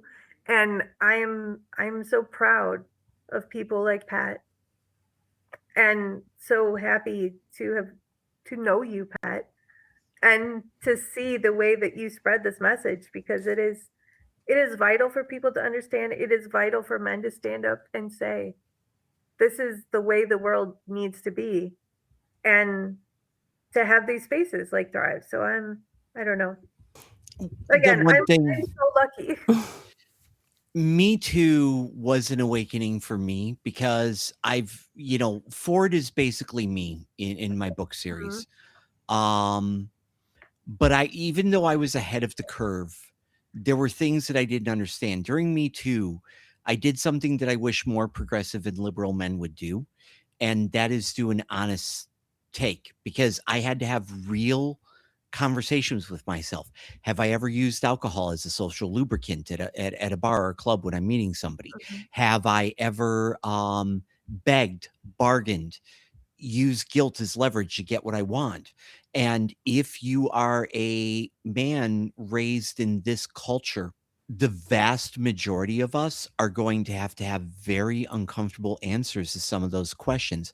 We pat ourselves on the back because we never raped somebody in an alley, but those things, whenever you have those serious, hard questions, and this dovetails off of you saying, realizing that these men were doing these things, not knowing that they were doing. Once you know better, you can do better. But I don't say that very comfortably, because then you have to reconcile about the times that you didn't know better and you didn't do better. And you have to understand, you know, I don't know any other way to say this, but a lot of us who think that we have never committed SA in any way, shape, or form, in a certain degree on the spectrum, we have, and we have to live with that. I think both things can be true. Oh, yeah, absolutely. Right. Absolutely they can. You can But, mean you no know, I harm mean, and still do harm. it's like, you know, because I'm an ally for trans youth for over a decade now. I've been accused. I've been accused of being a. I've been accused of being a pedophile, a rapist. This thing. It's always what they throw out. I'm a groomer. I'm this. And the thing is, it's like, I'm gonna say no to you, but that doesn't mean that I haven't done some sketchy shit in my life that I have to live with. If that makes any sense. And well, you have to be willing to constantly calibrate your paradigm. right. You always have to adjust. And the best thing you can do is, once you have made that realization, and this is something that men and women should really do, is once, because for me, it was being raised by racists and having a racist mentality, whether I was conscious of it or not, because I know, I don't see color. Well, I should see color because everybody is different, and I should see the cultures. So once you learn better, then you teach better. Right. And this is part of Pass the it on. concern that I have with we do need some absolutes, but I think we have gotten so lost in absolutes that there is no room for growth. Mm-hmm. Can I stand up and say hallelujah? I mean, here's the thing. Have I said and done racist things? Yes. Mm-hmm. Have I said and done homophobic things? Absolutely. Have I used to be a conservative minister, do the math. Have I said and done racist, misogynistic, and sexually reductionist things? Absolutely. I'm have I been ableist? You bet your ass I have. But the thing is, there are some people that will say, well, I knew Pat Green did this, or there's fabrications, but then there's honest stuff where they'll say, hey, you said this from the pulpit. And it's like, yeah, you're right. Does that mean I don't get to be on? And what's funny is there are some progressive and liberal people that I know that don't want me to have a seat at the table. And they tell me so because they're like, well, you only change your mindset because your child came out of the closet and it directly affected you. And it's like, yeah, you're right. Mm-hmm. So how long do I have to live with your shame that I was on the wrong side? I never get to be on the right side based on your dogma. I also respect your hurt. I respect your suspicion of me, and I approach this table humbly. Yeah. But when the metric is, you're never ever invited to this table because we live in black and white dogma, then we are never ever going to have a world where there is growth. No. Well, there has to be forgiveness. Absolutism is horrible. So I love to quote Leslie Knope whenever anybody, and this goes for both sides. It goes for the people who won't accept that you are trying to change, and the people who are like during the pandemic, who are like, well, 1 minute they're saying this and the next minute they're saying that. When I was little, I believed that chocolate milk came from brown cows. And then I grew up and I learned something different. And now I know better. So now, again, it's going forward, and it's teaching the people who need to hear that. Whether they listen is on them. But as parents, definitely teaching your children the better way to be. I can only hope that I've left, even if I may be, in my past a crappy person, that my children were not crappy people. And that they will teach their children, or however, whatever happens in the future. That's all you can do, is just try to make it better. And stop making statements like, oh, boys will be boys. No, that's bullshit. Boys won't be boys. Let them cry. Let them be kids. And also don't let them be perverts, because boys don't need to be that way. It's not about what we were joking around the other night. They were talking about something about men being more powerful than women, and somebody said something about having, just because they have a fleshy appendage, and I'm like, I've got 2 fleshy appendages and ain't nobody giving me shit for that, you know. And it's so true. What is it? You know, that's what we base all of our politics on, is somebody happens to have a dick, and that is why they're in charge. Yeah. Boy, we could go on for hours. Yeah. And I don't know. I think that there's a lot of like this absolutist perfectionism on the liberal side. I'm going to call us out. I think that this need for punishing the smallest offense, and no room for growth, no room for disagreeing on some things, but allowing people into the fold as they learn, has created a deeper divide and more enemies and more people who say, well, whatever you're saying is kindness isn't kindness because you weren't kind to me. And so I get yelled at by a lot of people because I don't block people from my timeline on Facebook. I have discussions with people who claim they're never, ever going to agree with me. But I don't believe in shaming people. I don't should on people. I think the only way we are ever going to come back together, and we desperately need to, is by ignoring the artifice of all of the things society puts on us and talking human to human with other people. Because once you know someone as a human, all of the things that matter to them matter to you. For the people that are able to do that and have that, I totally respect it. You know, and I know you're not saying this. It's just, I know some people that have that open mentality where they think I have to have that open mentality too. And I have limits as a parent and as a survivor, where there's certain things that I can't hear from people. So I am going to block them, and I'm not going to engage with them because I can't. I mean, the reason why in between 2006 and 2008 that I stopped being a homophobe was because of a gay minister named David W. Shelton, who's a contributor in the zine, and a woman named Jen, who is a lesbian who lives in Florida. They were both gay Christians who saw something in me that they thought was more. And they had very hard, difficult conversations. And I don't completely remember the person who I was then. I know that sounds effed up, but it's true. No, it makes sense. Totally And the understandable. thing is, I cannot imagine some of the stupid, hurtful things that came out of my mouth during those engagements with David and Jen that led to my transformation that they had to endure. And for whatever reason, they felt I was worth it. Now, they took the road that you took, but there were several gay people in my life, and lesbians and bi, transgender, that they wrote me off years ago because they had to draw a they couldn't boundary. do it. Right. So I guess what I'm saying is one of the things that I struggle with is people that have boundaries for self-preservation as to what they can handle, and people that have, I won't say no boundaries, but they don't have those same boundary limits.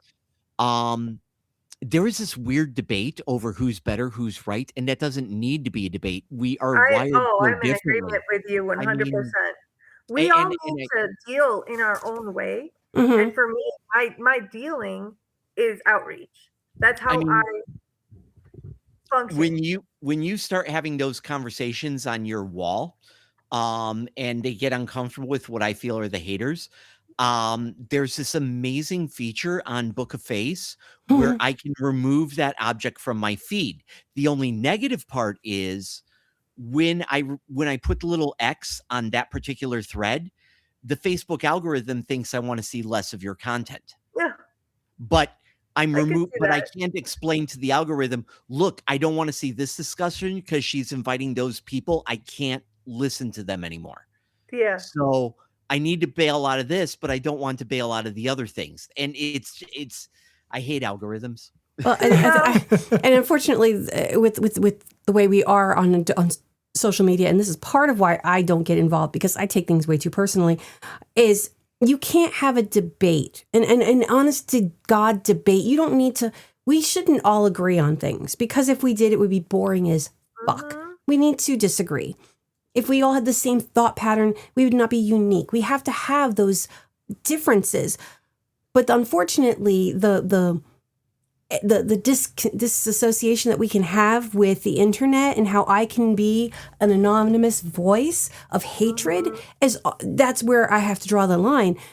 People don't know how to argue. They don't know how to have a conscious debate or a conversation even. It's just about, immediately, well, fuck you, and start telling you all these horrible things that are just somebody else. They heard it from somebody else who was also doing the same stupid shit. And they don't even, you don't know if they believe it or if they don't believe it, or they're just trying to rage you. I think this is where my competitive nature comes in. Because I want to win, but I want to win by demonstrating what I believe to be good conversation skills. So I will just persist until, and I have had a number of deeply antagonistic people, nasty even people, come around, and then through months of my being that confusing moment for them where they've been told, all liberal raving loonies say this, right? And I'm not the person they expect me to be in so many ways. And it gets a crack in their armor. And then they're like, wait a minute. And then I have had people come back to me and be like, you know what? I was wrong. I agree. And then I'm like, I go to my husband, like, I won.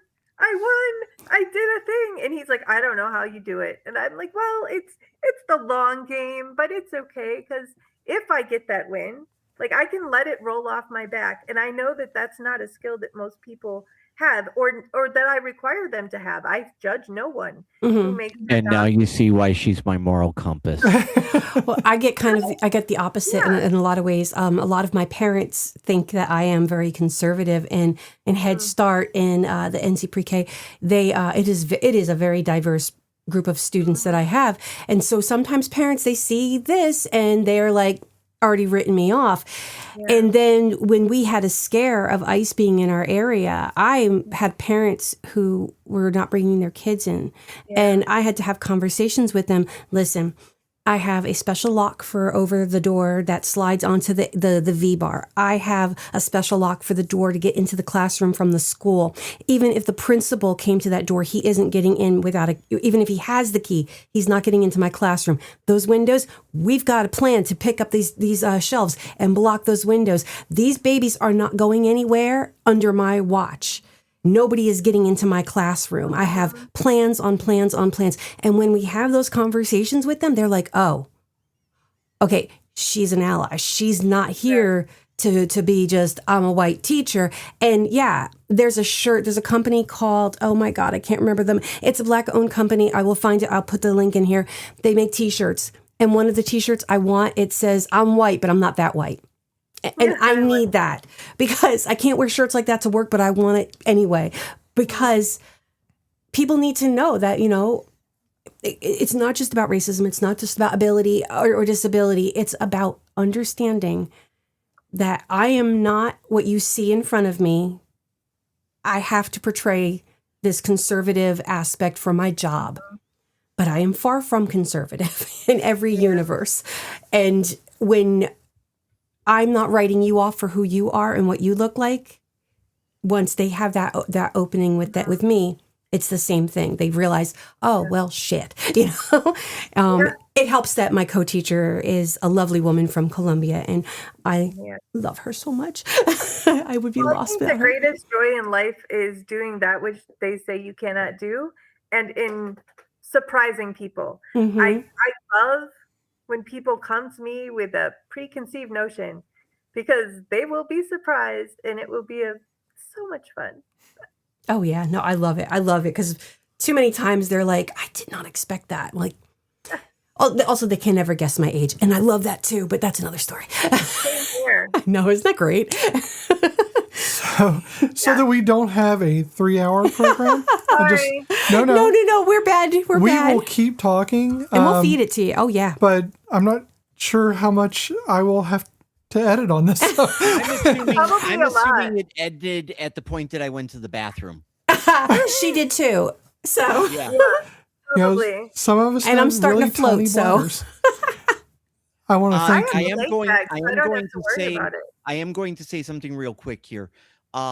Christine and I have had a very long 24 hours. I went directly from work. We had to return her child's graduation present and have it exchanged because we got the wrong size. We got one of those Pandora bracelets, and we forgot to fact in for the fact that her child is taller than both of us. Yeah. And so their wrist is a little bit thicker. But then we came back here. I did this.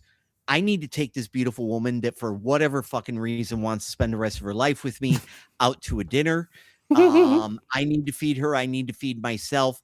But the last parting shots are, Allaina, get the information from them as to when this episode airs. I think it's Monday, but get the proper deets. You two, I'm not always the best friend. We need to spend more time social doing the social stuff too. And I'll get back to you on the idea for a movie that I'm going to pick, and I'm going to go deep into my box right over here. I've got this big cabinet full of DVDs I need to look at. Fantastic. We need to do this again, the show, but more importantly than that, we need to do this where it's just the 2 or 3 of us just hanging the fuck out. And I don't make time for that. The stroke was a huge wake-up call in that my time-life balance is out of whack. I remember 4 days after the stroke, I got out of the hospital and I looked at my doctor and I'm like, this is my turn, Beth. I'm like, I'm getting married in October, and I never thought that would happen again. And my kid is just starting to figure out adulthood. And I just want to have 25 more years left. Can I get the 25 years? And how do we do that? Because this scared me. It was sudden. I knew what was going on, and I didn't want it to be real. And I feel very fragile right now, and I'm not used to being afraid because I haven't been afraid for a very, very long time. My defense mechanism is to go with anger instead of fear. I feel fragile, I feel afraid, and I feel very, very mortal. And that's not something I have felt this profoundly ever in my life, despite other things I have said about mortality. And in that, I'm realizing I work too fucking much. And when I'm done with book 3, I'm tapping out of the game completely. This book series was supposed to be the final adventure, and I'm done. I now with Thrive, I'm not in charge of anything. I mean, right now, technically I am, but with Thrive, I'm going to continue doing that stuff. But that's going to be me hanging out with other survivors, and we're writing a zine, hanging out with you guys once in a while, doing a hopefully not forever obscure podcast, hanging out with these women that I know who run the Like Whatever Gen X podcast. Allaina, I have made so many friends along the road of being a world changer, but I have been doing this fight so long that I forgot to enjoy my life, and I almost lost the quality. And I can't live like this anymore. I can't be the world changer. I just need to live in the world. Amen. There came a point when things started getting ugly with Trump world. Harvey and all of Harvey's friends sat back with me, and they're just like, we know you're never going to stop being an activist, but we want you off the picket lines. We need you off it. It's getting too dangerous now. And we know that there's stories you're not telling us about things that you're experiencing out there, and there's closer calls that you're not telling us because you're a shitty liar, Dad. And I had to cop to it. And I stepped out of that arena. And it's not me giving up. It's me saying, I just want to be Christine's partner. I want to be Harvey's dad. I want to be your friends. And that's enough. Is the world fucked up? Yeah. But I can only fix what I can fix. And I've been trying so hard to fix it large. And I have seen over the years of this road, I have seen some of my friends become influencers and they hit 30,000 followers and they become assholes. Mhm. And they become, it's that thing, be careful fighting monsters lest you become a monster yourself. Do not stare into the abyss too long, for the abyss will stare back. All of those things. I want those 25 good years to be spent with her, to be spent with my kid, to be spent hanging out with friends. And that's been the paradigm shift. I've done this for a long time. Other people can take over the mantle. Well, I think you've given people the it's- tools for that. So that's not excellent. me giving up. It's not me doing a retreat. It's me saying, in this phase of my life, this is what I want to do with what's left. Because when we were on our way to the hospital, I don't remember if it was on the way to the hospital or if it was when we were in the hospital waiting room. But at some point, Christine, near tears, just said with this whole, you could hear this anger in her voice. She goes, I just met him. And I heard that and I'm like, yeah, I need to spend more time with you here, not me on the computer fighting another fucking Fool's Crusade. Not that they're Fool's Crusade, fighting another crusade, writing another book, telling another blog. I just want to be with her and I want to be with Harvey and I want to enjoy, because I've been fighting for these things so other people can enjoy them, but I haven't been enjoying them. And that falls on me. So anyway, I'm tapping out of the discussion so I can go get her some food. Okay. No problem. We You need guys to go. saw my husband leave when he was like, we were supposed to go like an hour ago. And Oh, I'm like, no. Yeah, we need to go. I need to take this woman out to Chili's and just enjoy life. We love you both. We love you both. Thank Thank you you so much. so much for being on with us. And we will definitely do this again. Allaina, Yes. same offer to you. Please pick a movie, come on, and we'll talk. And I don't have to go yet if you guys want to hang out a little bit. And you can also, Yeah. you guys all hang out I'm and gonna tell empty Richard it's house. my fault. I'm Well- used to having enemies. We're going to close out this episode. Allaina, you can hang on Oh, while I yeah. do the outro. And once we're done, we can keep talking for a little bit if you're Exactly. good with that. Yep. Because we don't want to keep you on. But Oh, yeah, no, but- we definitely need to close this before we hit 3 hours. The only thing I'm going to be doing in an empty house is karaoke therapy. So Hey. Nice. Nice. I love it when Michelle does it. When she sings to things, I just enjoy. That's the one thing I told her when we got married. I'm like, the thing I want to make sure I never do to you is to make you think you cannot sing out loud and express joy. And I sing all. my husband likes it. My kids are tired of it. Oh, my kids are probably bleed. My students are so sick of it. Okay, everything is a song, but I Anyway, sing to our that's all right. You guys pets. do your outro. Yeah. We'll talk. Yeah, let's get our outro All going. right, so we had 2 wonderful guests. We still have one here. Yes. And I just want to thank them from the bottom of my heart because I don't know them that well, but I know that I love them. Thank you for joining us for Wes Anderson's Moonrise Kingdom 2012. This has been Cozy Quilt Cinema with Beth and Michelle. We loved having you in our blanket fort as we share the emotional highs and lows that movies can leave lingering with us well after they're over. The beautiful thing about the stories that really stay with us is that they follow us everywhere, across rocky coastlines, through hand-stitched tents, into every quiet, golden-lit corner of a world that somehow feels both invented and deeply true.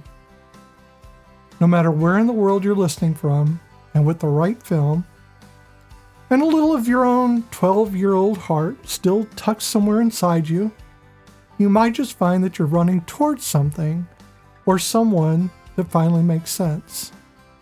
And I think that's a kind of magic all its own. To keep the feelings going, go to our website at cozyquiltcinema.com or follow us at Instagram and Blue Sky at Cozy Quilt Cinema. Or you can send feedback and personal reflections to cozyquiltcinema@gmail.com. You can always find our episodes wherever you listen to podcasts, including where you're listening right now. If you enjoyed the show, please subscribe and leave a rating. And don't forget to check out our other podcast, Between Myth and Belief, if you like spooky, paranormal, odd conversations about all of those topics. So here are your clues for next week's episode. The first clue is the title of this film was taken from a Three Dog Night song. Boom, boom, boom.